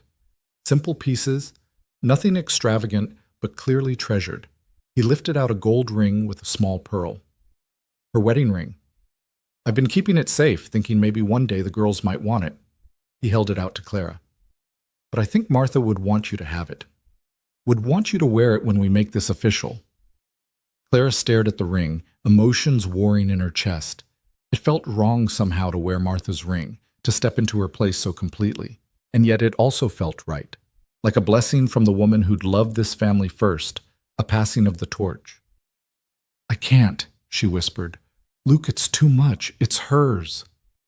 "She's gone," Luke said gently but firmly, "and she'd hate to think of you feeling like you couldn't fully be part of this family because you were afraid of taking her place. Clara, there's room for both of you in this house. Room for her memory and your presence. They don't have to be at odds." Clara took the ring with trembling fingers, holding it up to the lamplight. It was beautiful in its simplicity, worn smooth from years of wear. "Are you sure?" "I'm sure." Luke closed her fingers around the ring. "Keep it safe. When you're ready, when we're both ready, you can wear it. But I wanted you to have it now, to know that I'm committed to this. To us." Overcome with emotion, Clara threw her arms around his neck, hugging him tightly. Luke's arms came around her, holding her close, and for a long moment they simply stood there, taking comfort in each other's presence. When they finally pulled apart, both were slightly embarrassed by the display of emotion. But as they headed back downstairs, Clara slipped the ring into her pocket, feeling its small weight like a promise. The next Sunday at church, Clara noticed people looking at her differently. Word had spread, as it always did in small communities, that she'd declined the teaching position in town and was staying at Wind Creek Ranch permanently. The women who'd befriended her before now welcomed her with even more warmth, including her in conversations about winter preparations and holiday plans, as though she'd always been part of their circle. After the service, as families gathered for the community meal, one of the older women, Mrs. Peterson, who ran the general store in town, pulled Clara aside. "I'm glad you're staying," she said bluntly. "Luke McAllister's a good man, and those girls need a mother. Martha was my goddaughter, you know. I loved her dearly. And I'm telling you, she'd approve of you." The unexpected endorsement made Clara's eyes sting with tears. "Thank you," she managed. "That means more than you know." Mrs. Peterson patted her arm. "You've got a kind heart and a practical head on your shoulders. That's what it takes to survive out here. Welcome to Wyoming territory, Miss Weston. I expect we'll be calling you Mrs. McAllister before too long." The casual prediction should have flustered Clara, but instead she found herself smiling. "Perhaps you will." As winter settled in earnest over Wind Creek Ranch, Clara discovered the truth of Luke's warnings about the isolation and difficulty of frontier life. The days grew short and brutally cold. Snow piled in drifts around the buildings, and the wind howled through the cracks in the walls like a living thing. Ranch work became a matter of survival, keeping the cattle alive, maintaining the buildings, ensuring everyone had enough food and warmth to last until spring. But Clara also discovered the beauty in it, the way the snow sparkled under moonlight like scattered diamonds, the coziness of evenings spent around the fire, the four of them warm and safe while the storm raged outside. The satisfaction of preserving food, of mending clothes, of teaching the girls new skills that would serve them their whole lives. And slowly, almost imperceptibly, she discovered something else. She was falling in love. Not the passionate, overwhelming love of romance novels, but something quieter, deeper. The love that came from watching Luke's patience with his daughters, from seeing how he cared for every animal on the ranch as though each were precious, from the way he always made sure Clara had enough blankets at night and hot coffee in the morning. The love that grew from shared work and shared laughter, from knowing someone's rhythms and habits, from building a life together one ordinary day at a time. And she hoped, that maybe Luke was feeling the same way. She caught him watching her sometimes, his expression soft and wondering. He found small excuses to touch her hand, to stand close, to seek her out during the day. And once, when she'd been particularly frustrated trying to teach Lily the concept of fractions, he'd placed his hands on her shoulders and said quietly, "You're doing beautifully. Don't doubt yourself." It wasn't a declaration of love, but it was something. As December arrived and Christmas approached, the girls' excitement became almost unbearable. They asked constantly what Clara thought they might receive, what treats Mrs. Danner might bake, whether it would snow on Christmas Day. Clara found herself caught up in their enthusiasm, helping them make simple gifts for their father and Mrs. Danner, handkerchief sachets filled with dried lavender, a bookmark decorated with pressed flowers. One evening, Luke asked Clara to help him in the barn. When they arrived, he led her to a back stall where a beautiful chestnut mare stood peacefully munching hay. "Her name's Cinnamon," Luke said. "She's gentle, well-trained, perfect for a beginner rider. I thought—" He cleared his throat, suddenly looking nervous. "I thought you might like to learn to ride, and if you do, she could be yours. A Christmas gift." Clara stared at the horse, then at Luke, overwhelmed.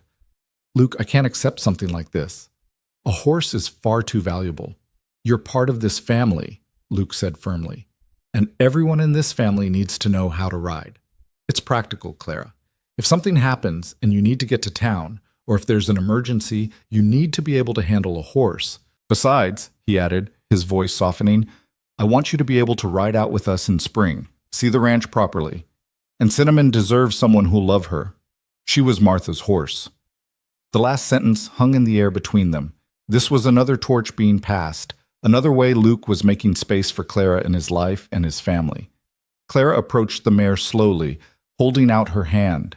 Cinnamon waffled softly, her breath warm against Clara's palm. "Hello, beautiful girl," Clara murmured. "Are you going to teach me how to ride?" The horse's brown eyes were liquid and kind, and when Clara stroked her nose, Cinnamon leaned into the touch. A lump formed in Clara's throat. "Thank you," she said to Luke. "I'll take good care of her." "I know you will." Luke moved to stand beside her, both of them petting the mare. "We'll start lessons after Christmas, when the weather clears a bit. By spring, you'll be riding like you were born to it."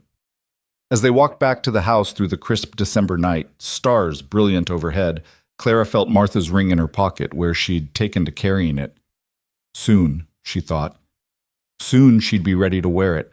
Soon they'd make this arrangement official, bind their lives together permanently. The thought no longer scared her. Instead, it filled her with quiet joy. She was home. Finally, truly home. Christmas morning dawned clear and cold. The world outside transformed into a crystalline wonderland. Clara woke to the sound of the girls whispering excitedly in the hallway, clearly trying and failing to be quiet. She smiled into her pillow, then rose quickly and dressed, knowing that Rosie and Lily wouldn't wait much longer before bursting into everyone's rooms demanding they come downstairs. When Clara emerged from her room, she found both girls practically vibrating with anticipation outside Luke's door on the third floor. They'd clearly been waiting for her before waking their father. "Can we wake him now?" Lily stage whispered. "Please. We've been waiting forever." Christmas," Rosie added, as though this explained everything. Clara glanced at the window at the end of the hall, noting the pale light. "It's barely dawn. Your father's been working hard all week preparing for the holiday. Don't you think we should let him sleep a bit longer?" Both girls' faces fell so dramatically that Clara had to suppress a laugh.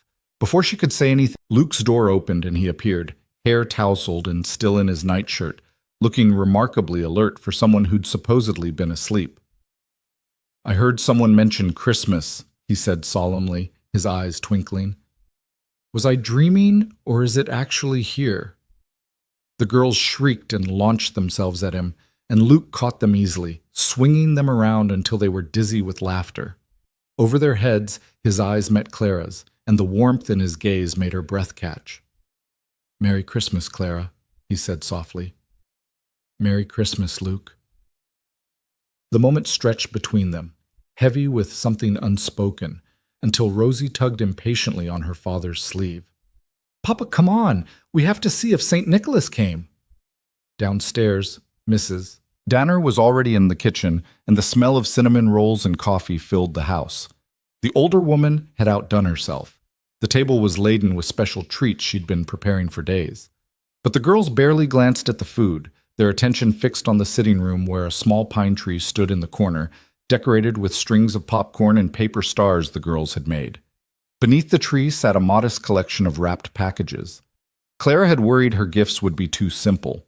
The handkerchief sachets from the girls, a knitted scarf she'd made for Luke, a new apron for Mrs. Danner. But seeing the girls' faces light up at the sight of any presents at all, she realized that out here, it wasn't the value of the gift that mattered, but the thought behind it. Luke insisted they eat breakfast first, despite the girls' protests. "Christmas will still be here in half an hour," he said firmly. "And Mrs. Danner worked too hard on this meal for us to ignore it." The breakfast was indeed spectacular. Cinnamon rolls dripping with icing, scrambled eggs with cheese, thick slices of ham, and biscuits with honey butter. Clara ate more than she probably should have, caught up in the festive mood. Even Mrs. Danner sat down to eat with them, something she rarely did, and the five of them lingered over coffee and conversation while the winter sun climbed higher outside. Finally, when the girls were practically bouncing in their seats, Luke relented and they moved to the sitting room. The gift opening was a joyful chaos. The girls received new dresses from Mrs. Danner, books from their father, and a beautiful set of watercolor paints from Clara that made them gasp with delight. Luke opened his gifts with genuine pleasure. The scarf Clara had knitted, a new pipe from Mrs. Danner, and drawings from each of the girls showing him on horseback looking ridiculously heroic. Mrs. Danner received her apron from Clara, a warm shawl from Luke, and more drawings from the girls. She dabbed at her eyes when she opened them, claiming it was just the fireplace smoke making them water. Clara's own gifts were modest but thoughtful. Mrs. Danner had made her a beautiful quilt in shades of blue and cream. The girls gave her the sachets they'd worked so hard on, along with a painting they'd made together showing the four of them standing in front of the ranch house. And Luke handed her a wrapped package with an expression she couldn't quite read. Inside was a leather-bound journal and a set of fine writing pens. "For recording the girls' lessons," Luke explained. "And maybe for writing down your own thoughts, too. I know you had to leave most of your belongings behind in Boston. Thought you might like something that's just yours." The thoughtfulness of it made Clara's throat tight. "Thank you," she managed. "It's perfect." But Luke wasn't finished. "There's one more thing," he said quietly. "Girls, why don't you take Mrs. Danner to the kitchen and help her start on those cookies she promised you could make today?" The girls groaned at being sent away but obeyed, sensing this was important. Mrs. Danner herded them out, throwing Clara a knowing look over her shoulder. When they were alone, Luke reached into his pocket and pulled out a small box. Clara's heart began to pound as he opened it, revealing a simple gold band set with 3 small stones, a pearl flanked by 2 tiny diamonds. "This isn't Martha's ring," Luke said quickly. "That's still yours, when you're ready for it. But I wanted you to have something that was just for you, chosen specifically for you." He took a deep breath, and Clara realized with shock that he was nervous. "Clara Weston, I know we agreed to wait, to give ourselves more time. But these past weeks, watching you with the girls, working beside you, learning who you are, I don't need more time to know what I want. I want you to be my wife. Not just in name, not just for practical reasons. I want to build a real marriage with you, a real partnership. I may not be able to promise you the kind of passionate love I had with Martha, but I can promise you something just as valuable. Loyalty, respect, genuine affection, and the absolute certainty that I will spend every day of my life trying to be worthy of the gift you've given this family by staying. Clara's hands were shaking as she stared at the ring, then at Luke's earnest face. This wasn't the proposal she'd imagined back in Boston when she'd dreamed of marriage.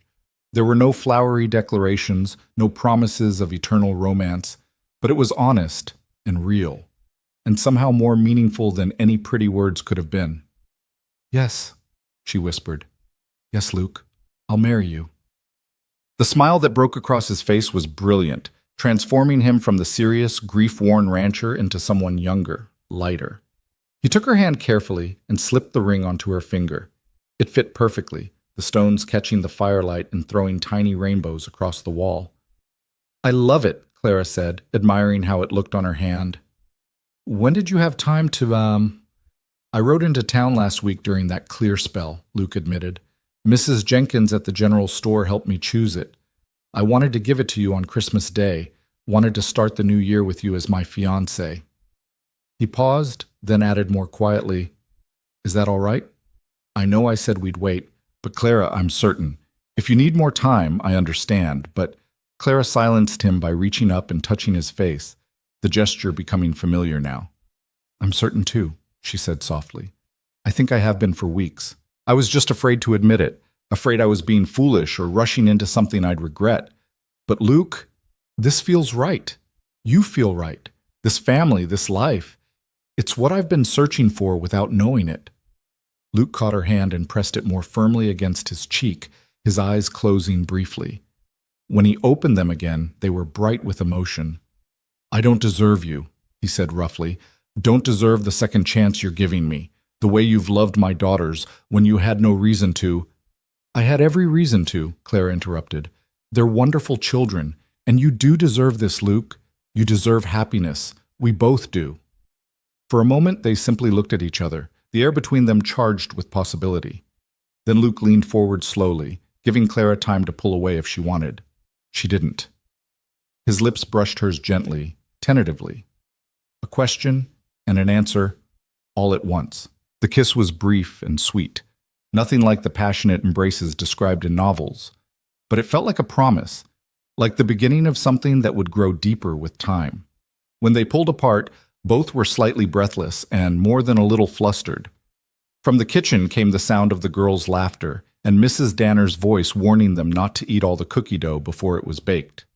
"Should we tell them?" Clara asked. Luke nodded. "They deserve to know. And Clara, they're going to be over the moon. They've been asking me almost daily when I was going to marry you and make you their real mother." Clara laughed, though tears pricked her eyes. "Have they really?" "Really?" Luke stood and offered her his hand, pulling her to her feet. "Come on, let's go share the news before they burst with curiosity about why we sent them away." In the kitchen, they found the girls and Mrs. Danner rolling out cookie dough, flour dusting every surface, including the participants. Rosie looked up as they entered, her eyes immediately zeroing in on Clara's hand. "Miss Weston has a new ring," she announced, abandoning her rolling pin. Let me see, let me see." Clara held out her hand, and both girls crowded around to examine the ring with appropriate awe. Then Lily's eyes went wide with understanding. "Does this mean you're getting married?" she breathed. "You and Papa?" "It does," Luke confirmed. "Miss Weston has agreed to be my wife, which means she'll be your mother, your real, legal mother, if that's all right with you girls." For a moment, both children were utterly still, their faces a mixture of hope and uncertainty. Then Rosie said quietly, "But what about our first mama? Does this mean we're not supposed to remember her anymore?" Clara knelt down quickly, bringing herself to the girl's eye level. "Absolutely not," she said firmly. "Your first mama will always be your mama. She loved you first, she brought you into this world, and nothing will ever change that. I could never replace her, and I wouldn't want to. But sweetheart, a person can have more than one mama. You'll have the mama you remember in your heart, and you'll have me here with you every day. Both can be true at the same time." Lily's lower lip trembled. So we don't have to choose? You never have to choose, Clara assured her. Your first mama would want you to be happy, to be loved and cared for. And I promise you, I will love you and care for you with everything I have. Not because I'm trying to take her place, but because you deserve to be loved. The tears that had been seen finally spilled over, but they were happy tears. Both girls threw themselves at Clara, wrapping their arms around her neck and holding on tight. Over their heads, Clara met Luke's eyes and saw them suspiciously bright. So can we call you Mama? Rosie asked, her voice muffled against Clara's shoulder. Because Miss Weston is really long, and it feels weird now that you're marrying Papa. Clara laughed through her own tears. You can call me whatever feels right to you. Mama, Mother, Clara, I'll answer to anything as long as it comes from you. Mama Clara, bis, Lily decided. So we remember there were two mamas who loved us. The simple wisdom of it made Clara's heart ache in the best possible way. Mama Clara it is, she agreed. Mrs. Danner, who'd been watching the whole scene with barely concealed emotion, cleared her throat loudly. Well, this calls for a celebration. Girls, stop crushing your new mama and help me finish these cookies. We need enough for the whole county, apparently, since I expect half the neighbors will be dropping by once word gets out about the engagement. The prediction proved accurate. By late afternoon, several families from neighboring ranches had arrived to offer congratulations. Word had spread with remarkable speed. Mrs. Peterson must have mentioned Luke's trip to the jewelry shop, and in a close-knit community like theirs, news of an engagement traveled faster than wildfire. The widow Jensen arrived with her famous apple pie. The Roberts family came with their brood of 5 children, who immediately swept Rosie and Lily outside for a raucous game of fox and geese in the snow. Reverend Michaels appeared with his wife, offering to perform the ceremony whenever the couple was ready. No need for a long engagement out here, the Reverend said jovially. The sooner you make it official, the better for everyone involved. These girls need a mother with legal standing, and you need a wife to help run this ranch properly, Luke. Clara noticed he didn't mention anything about love or romance, just practical considerations. It seemed that was how frontier marriages were often viewed, as partnerships necessary for survival rather than romantic ideals. It should have bothered her, but instead Clara found it oddly comforting. There was honesty in that approach, a lack of pretense that she appreciated. We were thinking late January, Luke said, glancing at Clara for confirmation. She nodded. Gives us time to prepare, but not so long that Clara has to endure months of being referred to as my fiancée instead of my wife. Late January it is, Reverend Michaels agreed. We'll do it at the church, have a proper celebration afterward. The whole community will want to attend. The thought of a church full of people watching her marry Luke should have been terrifying, but Clara found she was actually looking forward to it. These people had welcomed her, had accepted her despite her rocky arrival in Wyoming territory. She wanted to celebrate with them, wanted to publicly claim her place in this community. As the visitors continued throughout the day, Clara found herself swept up in a whirlwind of wedding planning.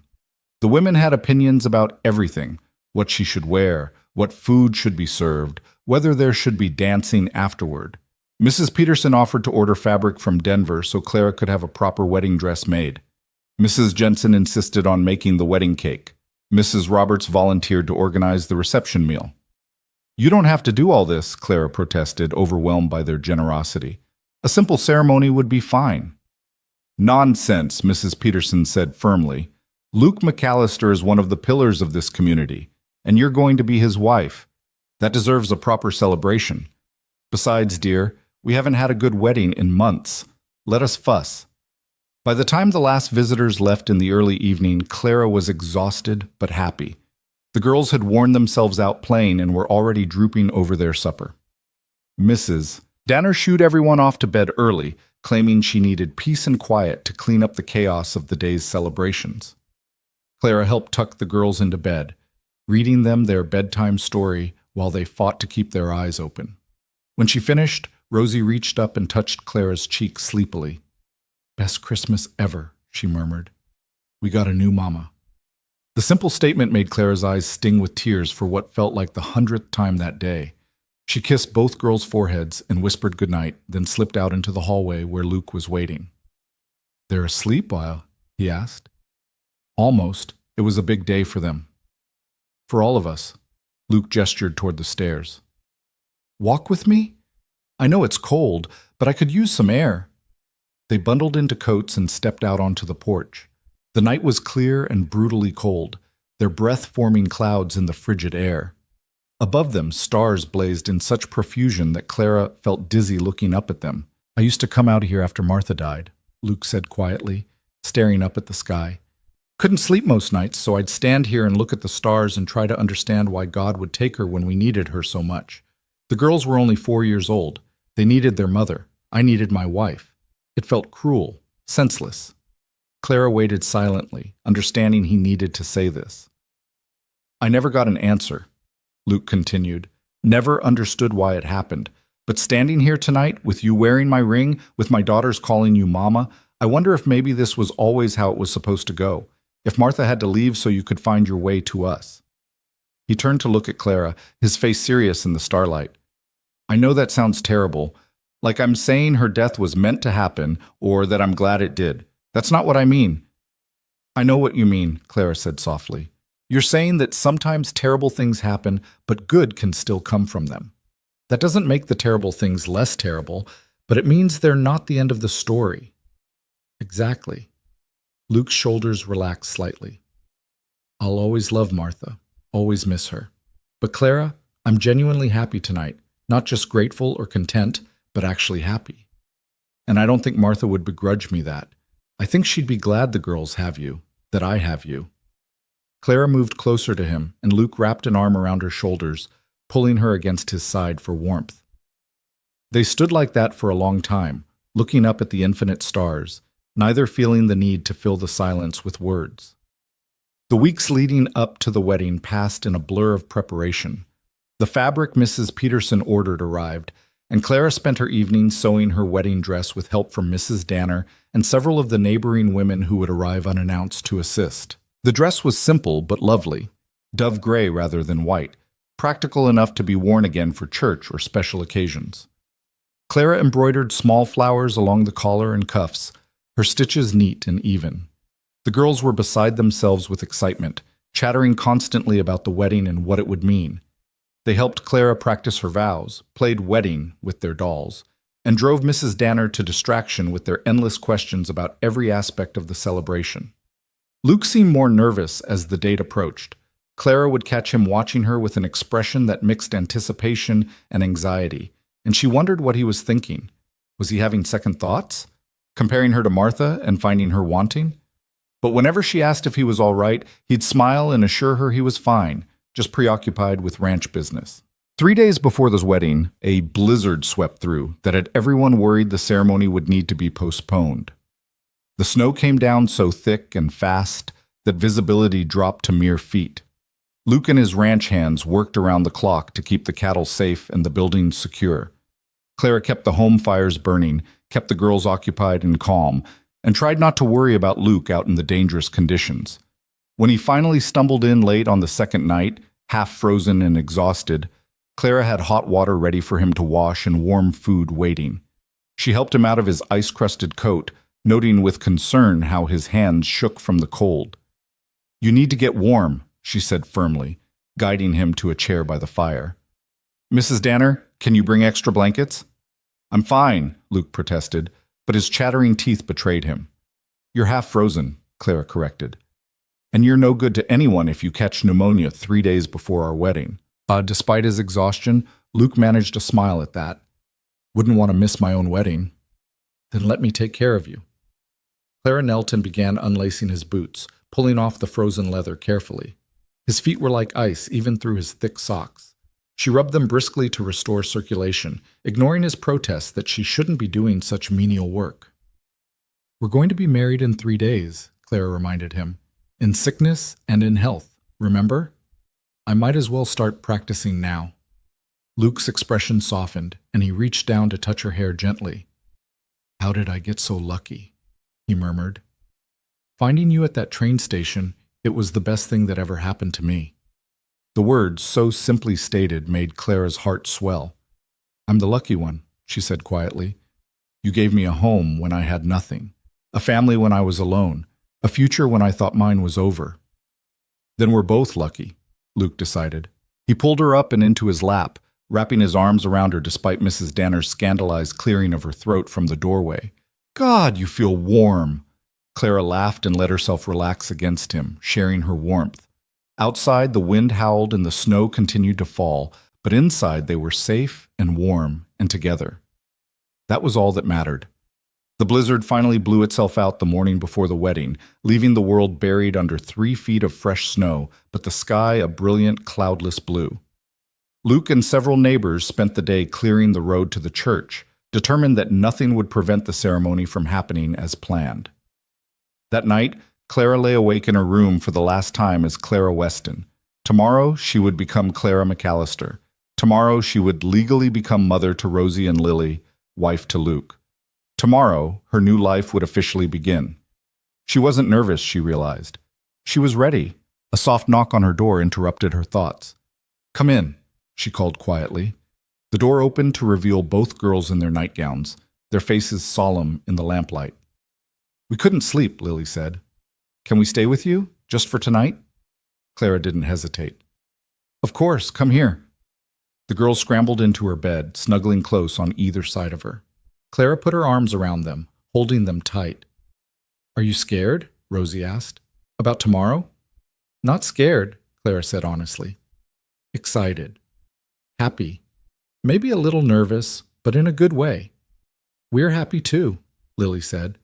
"Papa's been so much better since you came. He smiles now. He laughs. Before you it was like he was here, but not really here, you know?"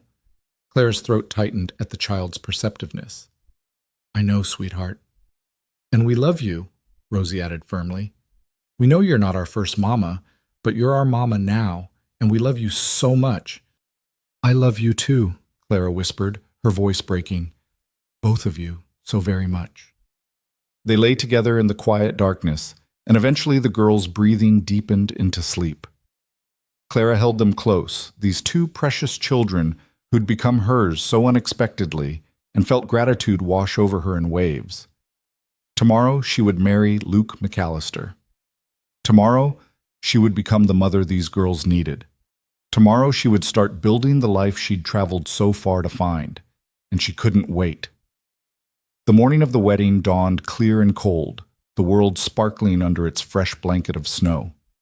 Clara rose early, careful not to wake the girls who'd spent the night in her bed, and found Mrs. Danner already preparing a special breakfast. "Today's the day," the housekeeper said, her eyes suspiciously bright. "Are you ready?" "I am," Clara said simply, and meant it with every fiber of her being. The hours before the ceremony passed in a flurry of activity. The women arrived to help Clara dress and arrange her hair. The girls were outfitted in new dresses Mrs. Danner had made, matching blue velvet that brought out the color of their eyes. Luke disappeared to the church early with the ranch hands, leaving the house to the women's preparations. When Clara finally stood before the mirror in her gray dress, her hair pinned up with small flowers woven through it, she barely recognized herself. She looked different than she had in Boston, healthier, with color in her cheeks and light in her eyes. She looked like someone who belonged, someone who had found her place in the world. "You're beautiful," Mrs. Danner said gruffly, dabbing at her eyes. "Luke's going to forget how to breathe when he sees you." The ride to the church seemed to take both forever and no time at all. The small building was packed with people, ranchers and their families from all over the county, all dressed in their Sunday best. When Clara walked through the door with the girls on either side of her, holding her hands tightly, a hush fell over the congregation. At the front of the church, standing beside Reverend Michaels, Luke waited. He wore a new suit, his hair neatly combed, his face clean-shaven. And when his eyes found Clara's, the expression on his face made her breath catch. He looked at her like she was something precious, something miraculous, something worth waiting for. Clara walked down the aisle with her head high, the girls keeping pace beside her. When they reached the front, Rosie and Lily took their seats in the front pew beside Mrs. Danner, and Luke reached for Clara's hands. "You're beautiful," he whispered, so only she could hear. "So are you," Clara whispered back, making him smile. Reverend Michaels began the ceremony, his voice carrying through the small church. The traditional words washed over Clara: love, honor, cherish, in sickness and health, for better or worse. She'd heard these vows before at other weddings, but they'd never meant so much as they did now, spoken in this rough frontier church, to this man who'd given her everything. When it came time for the rings, Luke slipped the band onto her finger just above the engagement ring. His hands were steady, his voice firm as he repeated his vows.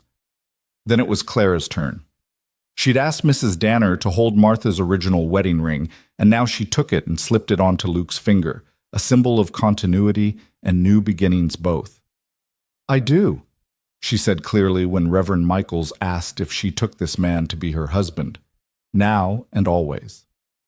"Then by the power vested in me, I pronounce you husband and wife," Reverend Michaels declared. "Luke, you may kiss your bride." Luke cupped Clara's face gently in his hands and kissed her softly, a promise and a beginning all at once.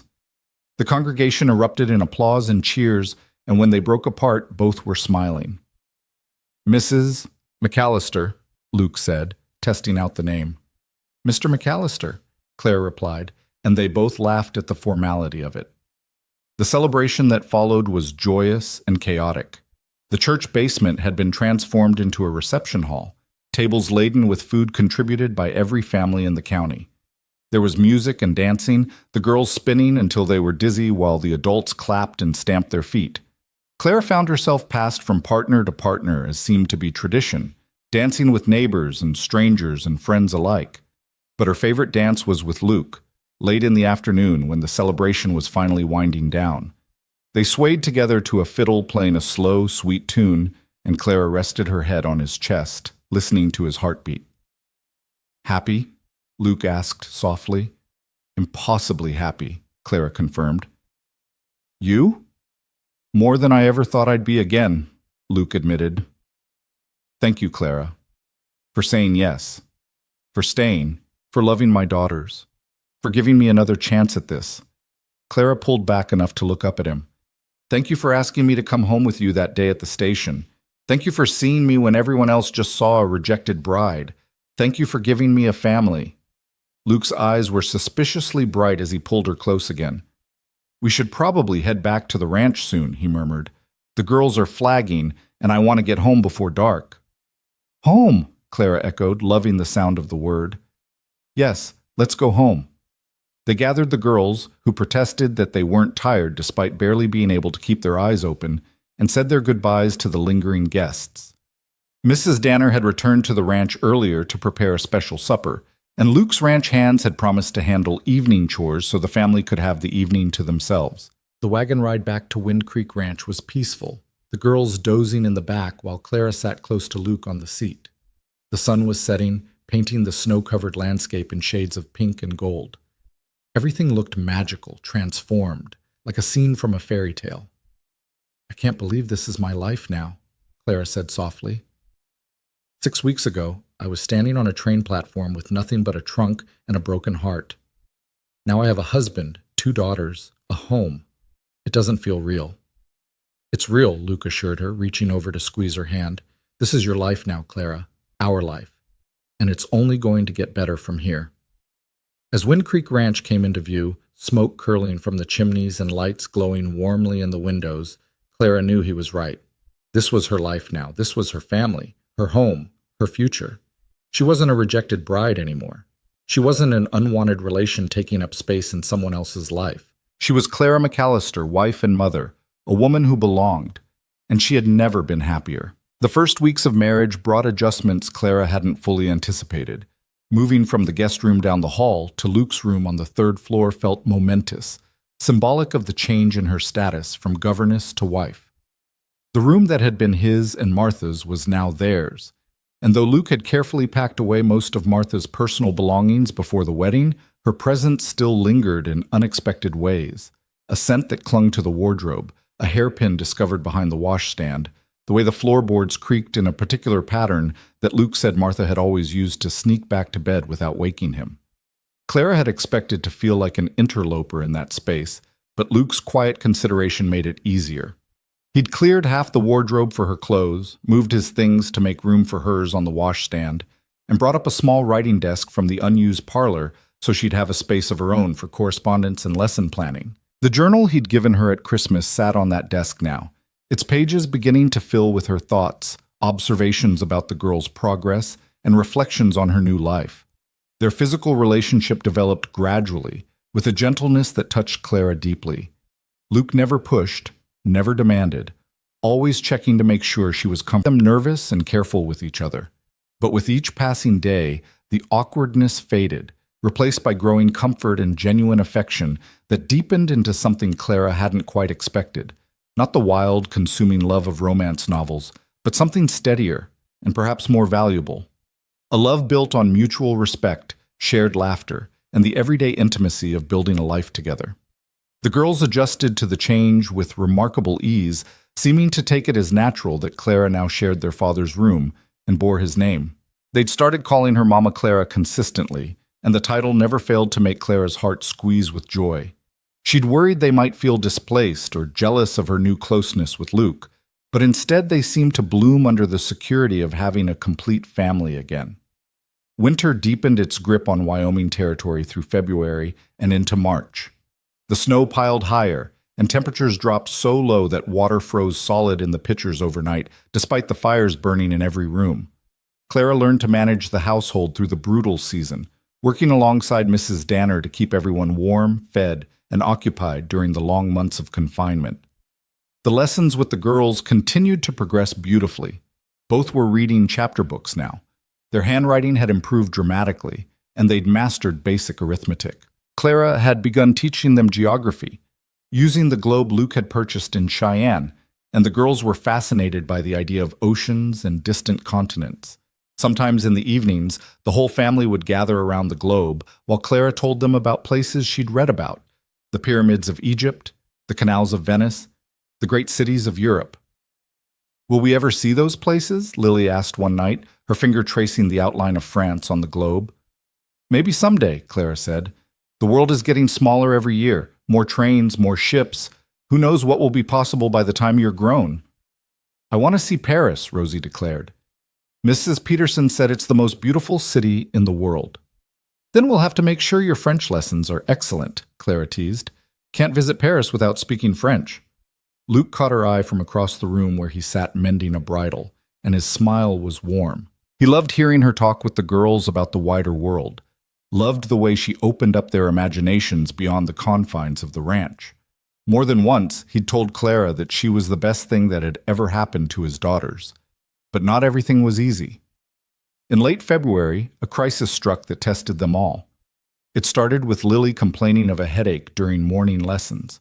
Clara felt the child's forehead and found it warm, but not alarmingly so. She sent Lily to rest, thinking it was just a minor ailment, but by afternoon, Lily's fever had spiked dangerously high, and she was crying with pain, clutching her head and her stomach. "Get Luke," Clara told Mrs. Danner urgently, "and we need the doctor, now."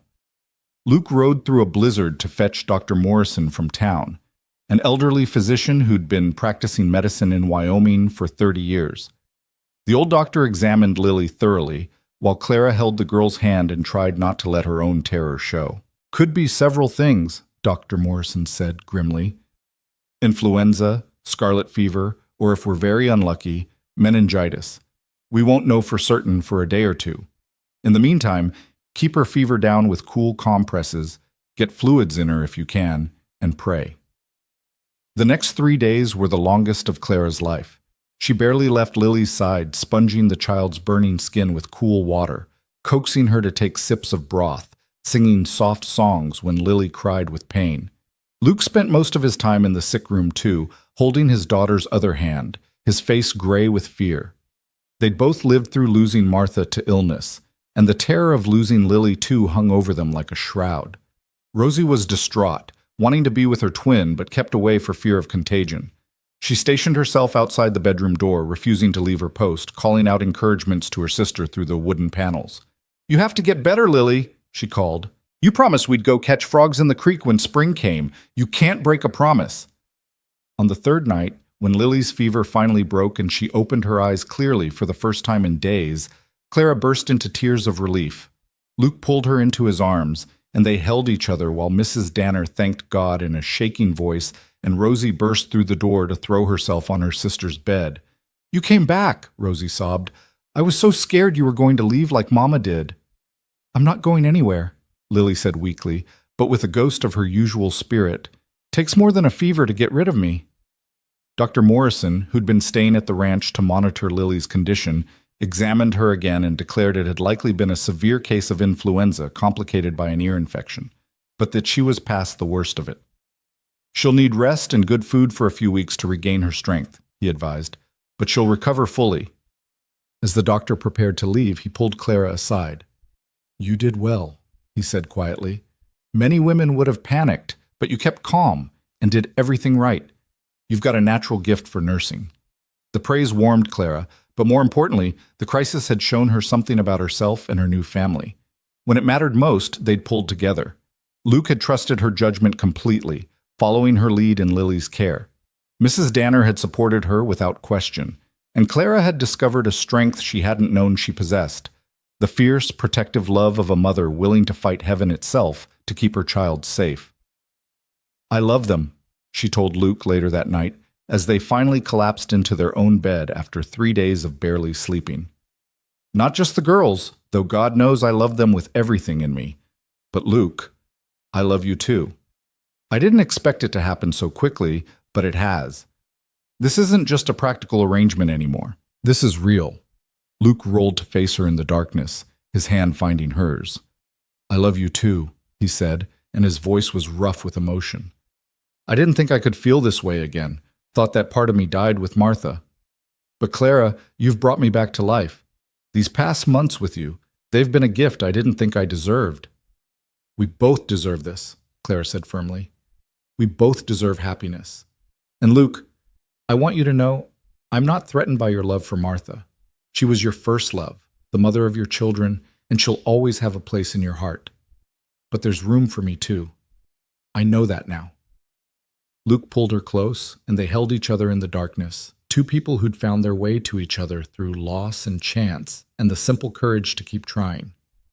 Outside, the wind howled and the snow fell, but inside they were warm and safe and together. Spring came slowly to Wyoming territory, teasing them with false starts and sudden setbacks. A warm week in late March would melt some of the snow, revealing muddy ground and the first hints of green grass, only to be followed by another blizzard that buried everything again. But gradually, persistently, winter's grip loosened. By April, the snow had finally retreated except in the deepest shadows, and the ranch came alive with activity. Calves were being born, which meant sleepless nights for Luke and his ranch hands checking on the cattle. Clara helped where she could, learning to bottle feed orphaned calves and assist with difficult births. The work was messy and exhausting, but there was something deeply satisfying about helping bring new life into the world. The girls were allowed outside again after months of confinement, and they ran wild with joy, reacquainting themselves with their favorite haunts around the ranch. Clara often watched them from the porch, marveling at their energy and resilience. Lily had recovered completely from her illness, showing no lingering effects, except perhaps being slightly more cautious than her sister, which was probably no bad thing. True to his Christmas promise, Luke began teaching Clara to ride. Cinnamon proved to be as gentle and patient as he'd promised, tolerating Clara's initial nervousness and clumsy attempts at controlling the reins. The first few lessons were exercises in humiliation. Clara had never realized how difficult it was to stay balanced on a moving horse, or how much her legs would ache afterward. But Luke was an excellent teacher, patient and encouraging, never laughing at her mistakes. "You're doing beautifully," he told her after a particularly successful lesson where she'd managed to trot without bouncing around like a sack of potatoes. "Another few weeks, and you'll be ready to ride out with me to check the herd." The idea thrilled Clara. She wanted to see the full extent of Wind Creek Ranch, wanted to understand the land that was now hers as much as Luke's. And there was something liberating about being on horseback, about the sense of freedom it gave her. One warm afternoon in late April, Luke surprised her by suggesting they take a ride together, just the two of them. Mrs. Danner would watch the girls for a few hours, and they could explore the northern section of the ranch that Clara hadn't yet seen. They rode out side by side, Clara on Cinnamon, and Luke on his big bay gelding, Duke. The landscape was transforming rapidly now, Wildflowers dotted the hillsides in splashes of yellow and purple. The grass was growing thick and green, and birds filled the air with their songs. The sky stretched overhead in endless blue, dotted with white clouds that drifted lazily. Luke led her to a spot he called Eagle Ridge, a high point that overlooked much of the ranch. From there, Clara could see the ranch house nestled in its valley, the cattle scattered across the pastures like brown and black dots, and in the distance, the mountains still white-capped with snow. "This is beautiful," Clara breathed, dismounting carefully and walking to the edge of the overlook. "I had no idea the ranch was this large."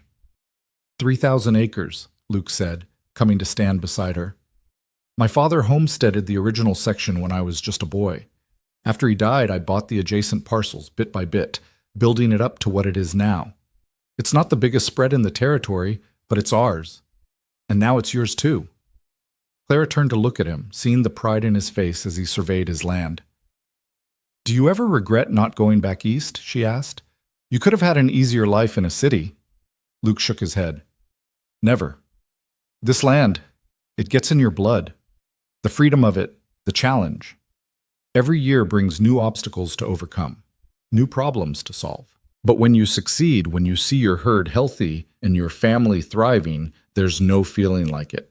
He paused, then added more quietly, "I'm glad you're here to share it with me, Clara. It means more, somehow, having someone who understands what this place represents."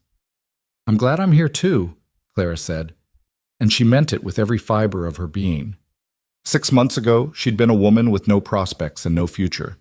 Now she stood on a windswept ridge overlooking land that stretched to the horizon, married to a man she loved, mother to 2 precious children, part of a community that had welcomed her. Her life bore no resemblance to what she'd planned, but it was infinitely better than anything she could have imagined. Luke stepped closer and put his arm around her waist, and they stood together looking out over Wind Creek Ranch.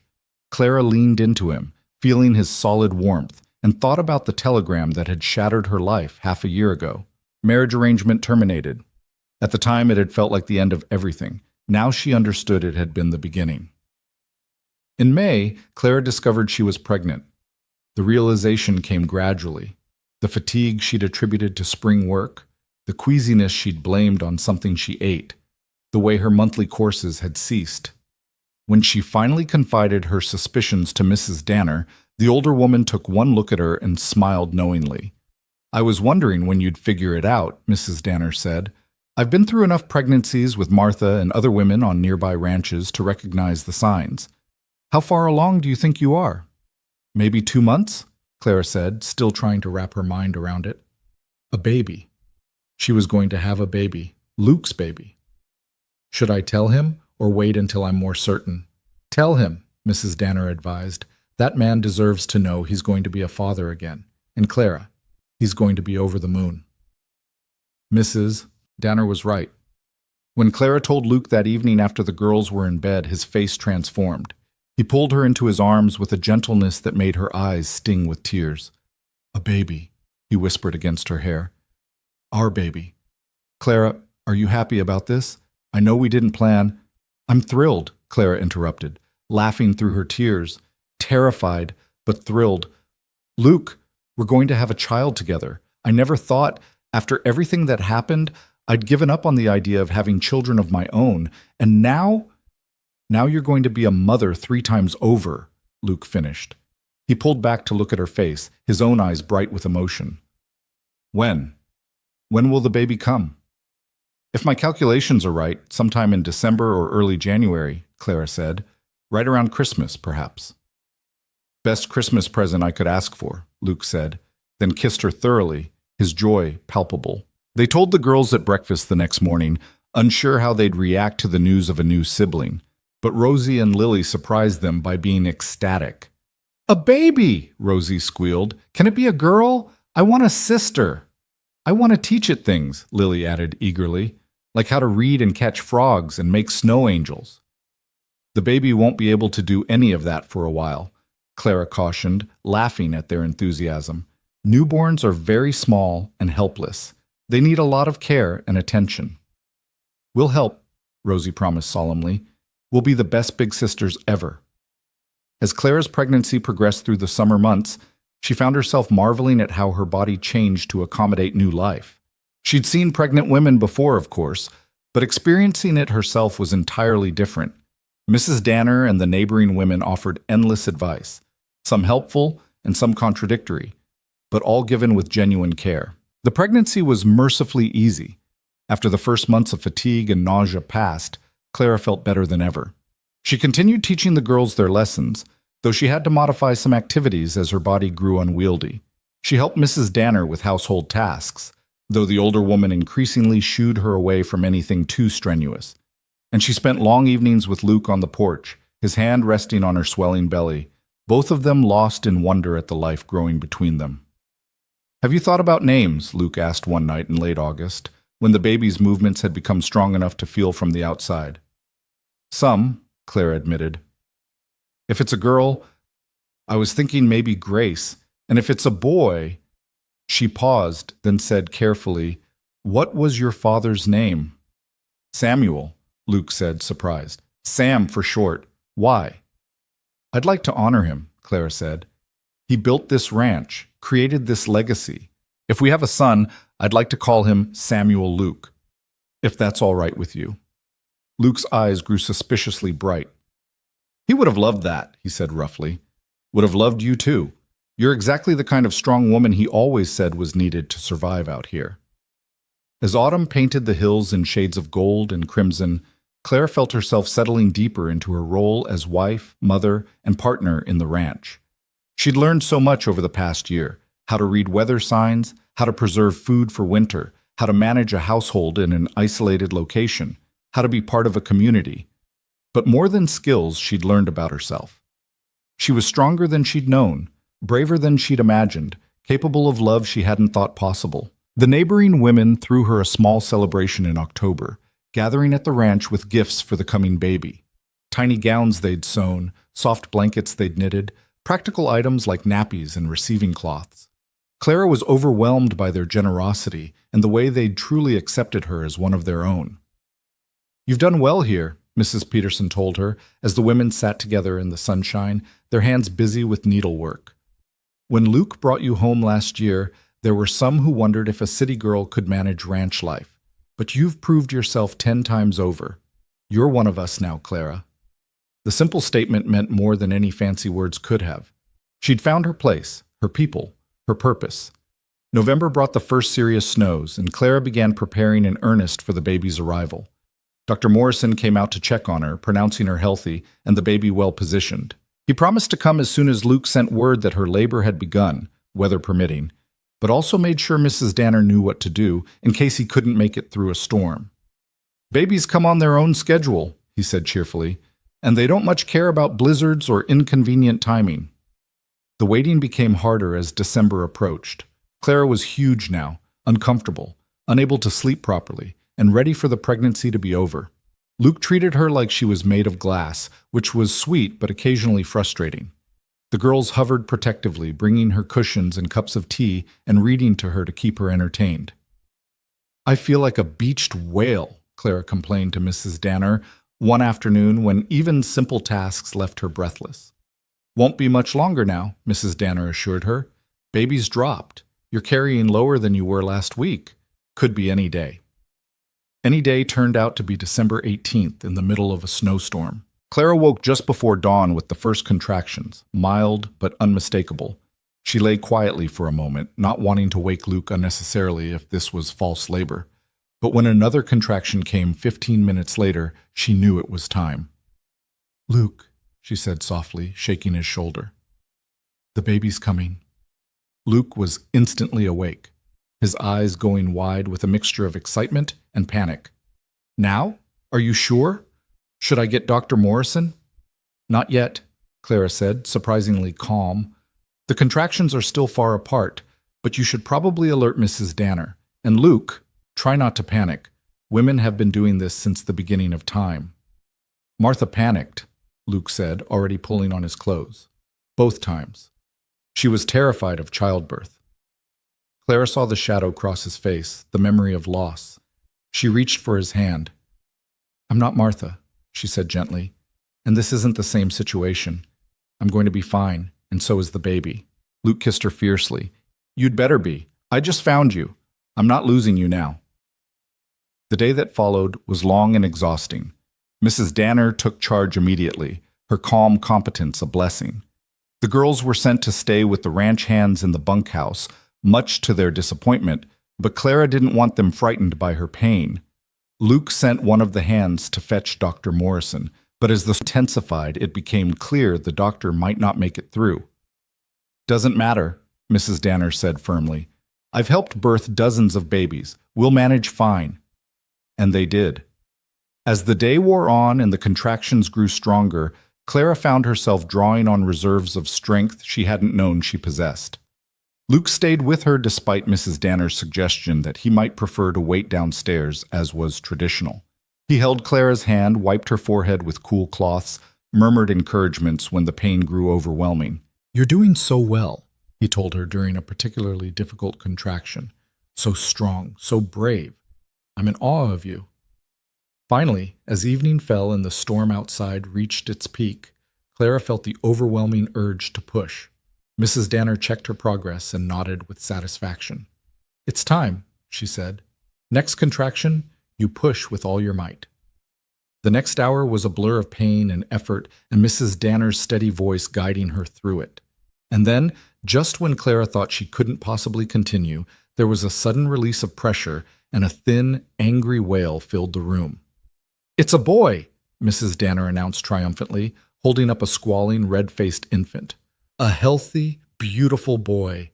Clara burst into tears of relief and joy as Mrs. Danner cleaned the baby quickly and placed him on her chest. He was tiny and perfect, with a shock of dark hair and his father's blue eyes. Clara touched his cheek with one trembling finger, overwhelmed by the instant, fierce love that flooded through her. Samuel, she whispered. Samuel Luke McAllister. Welcome to the world, little one. Luke was crying too, no shame in the tears that streaked his face as he looked at his son. He's perfect, he said hoarsely. Clara, you're perfect. Thank you. Thank you for this gift. Dr. Morrison arrived an hour later, having fought through the storm, but mother and baby were already doing well. He examined them both, pronounced everything satisfactory, and congratulated the family on their newest member. When the girls were finally allowed to meet their baby brother, their reactions were everything Clara could have hoped for. They approached cautiously, eyes wide with wonder, and when Clara offered to let them hold him carefully, they handled him with such gentle reverence that her heart swelled. He's so tiny, Rosie breathed. Was I this tiny once? You both were, Luke confirmed. And now you're big sisters again. That's an important job. We'll protect him, Lily promised solemnly, and teach him everything we know, and love him forever and ever. I know you will, Clara said softly. You're wonderful big sisters. That night, after the excitement had settled and everyone had gone to bed, Clara lay with baby Samuel sleeping in a cradle beside the bed, while Luke dozed in a chair he'd pulled close. She felt exhausted and sore, but more content than she'd ever been in her life. She thought about the journey that had brought her here, the telegram that had destroyed her plans, the desperate moment on the train platform, Luke's unexpected offer, the slow building of trust and affection into genuine love. A year ago, she'd thought her life was over. Now, looking at her sleeping son and her devoted husband and knowing her daughter slept safely down the hall, she understood that it had actually been just beginning. Christmas that year was quiet but perfect. Clara was still recovering from childbirth, so there was no trip to church for services, but Reverend Michaels came to them, bringing half the congregation along. The small ranch house was packed with neighbors who'd come to meet the newest McAllister and bring gifts and food and well wishes. Baby Samuel slept through most of the celebration, unbothered by the noise and commotion. The girls were beside themselves with pride, showing him off to anyone who would look and reporting breathlessly on every small thing he did, how he'd sneezed that morning, how he'd gripped Rosie's finger, how he made funny faces in his sleep. Clara sat in the rocking chair by the fire, still not quite believing this was her life. A year ago, she'd been heartbroken and lost. Now she was surrounded by family and friends, holding her newborn son, watching her daughters play, meeting her husband's eyes across the room, and seeing in them the same wonder and gratitude she felt. Mrs. Peterson approached with a cup of tea and a knowing smile. "You've come a long way from the woman who stepped off that train last November," she observed. "Barely recognize you now." "I barely recognize myself," Clara admitted. "Everything changed that day." "Best thing that ever happened to you, I'd say," Mrs. Peterson said. "And to Luke and those girls. You were meant to be here, Clara. Some things are just destiny." After the guests had left and the house was quiet again, Clara and Luke sat together on the porch, despite the cold, bundled in heavy coats and watching the stars. Samuel was asleep in Clara's arms, a warm, solid weight. "Do you ever think about what would have happened if Patterson hadn't sent that telegram?" Luke asked quietly. "If you'd married him like you planned?" Clara considered the question. "Sometimes," she admitted, "I think about the life I would have had. Probably respectable but joyless. Patterson was a weak man, not unkind, but not particularly kind either. I would have been a merchant's wife in a small town, probably lonely, probably always wondering if there was something more." She looked down at Samuel's sleeping face, then over at Luke. "But then I wouldn't have this. Wouldn't have you, or the girls, or Samuel, wouldn't have found my place in the world. So no, I don't regret that telegram. It hurt at the time, but it set me free to find what I was really meant for." "I think about what would have happened if I hadn't gone to town that day," Luke said. "If I hadn't been at the station at exactly the right moment. If I hadn't had the courage to approach you." He shook his head wonderingly. So many small choices that led to this moment. "Not choices," Clara corrected softly. "Destiny, like Mrs. Peterson said. We were meant to find each other, Luke. You needed someone to help you heal and to love your daughters. I needed a home and a family. And somehow, against all odds, we found exactly what we needed in each other." Luke pulled her close, careful not to disturb the sleeping baby. "I love you, Clara McAllister, more than I ever thought I could love again. You've given me everything." "And you've given me the same," Clara replied. "A home, a family, a purpose, and love. What more could anyone ask for?" They sat in comfortable silence, watching the stars wheel overhead and listening to the quiet sounds of the ranch settling for the night. Inside, the girls were asleep in their beds. Mrs. Danner was tidying the kitchen, and the house was warm and safe. Clara thought about the woman she'd been a year ago, frightened, heartbroken, certain her life was over. If she could go back and tell that woman what awaited her, she'd hardly believe it. But it had all come true, every impossible, wonderful bit of it. She'd been a rejected bride at a train station, abandoned and alone. And then a rancher with desperate eyes and 2 wild-haired daughters had offered her a chance. Just 2 weeks, he'd said. Just 2 weeks to see if she might fit into their lives. Those 2 weeks had become forever. Spring arrived early the following year, and with it came a sense of renewal that seemed to touch everything at Wind Creek Ranch. Baby Samuel grew strong and healthy, his thin newborn cry developing into lusty demands for attention. The girls were devoted big sisters, always ready to help with him, to make him smile, to show him the wonders of their world. Clara's days were full to bursting, teaching the girls their lessons, caring for Samuel, helping Mrs. Danner manage the household, and slowly learning to be a true partner to Luke in running the ranch. She'd started keeping the ranch books, having discovered she had a head for figures. She consulted with Luke on business decisions, offering insights he hadn't considered. They were building something together, truly together, and it showed in the prosperity of the ranch. One warm May afternoon, Clara saddled Cinnamon and rode out to meet Luke where he was checking on the new calves in the north pasture. Samuel was strapped securely to her back in a carrier Mrs. Danner had fashioned, sleeping peacefully against her. The ride that would have terrified her a year ago now felt natural, the horse responding easily to her commands. When she reached Luke, he grinned at the sight of her. "Look at you," he said admiringly. "A proper rancher's wife, riding out to check on her herd with her baby on her back." "Our herd," Clara corrected, dismounting carefully. "And yes, I suppose I am. Strange how life works out, isn't it?" Luke helped her down and pulled her into an embrace, mindful of the baby between them.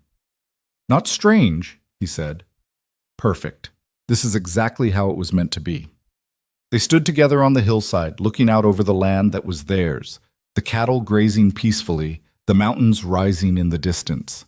Behind them, Back at the ranch house, two little girls were probably getting into some kind of mischief. Ahead of them stretched years of hard work, challenges to overcome, joys to celebrate, and a life to build together. Clara leaned into her husband, feeling the solid warmth of him, the baby's gentle weight against her chest, and the endless Wyoming sky above them. She'd come here broken and afraid, a woman with nothing but a torn dress and a shattered dream. But Luke McAllister had seen something in her that day at the train station. He'd seen strength she hadn't known she possessed. He'd seen potential for love when all she'd felt was loss. He'd seen a future when all she'd seen was an ending.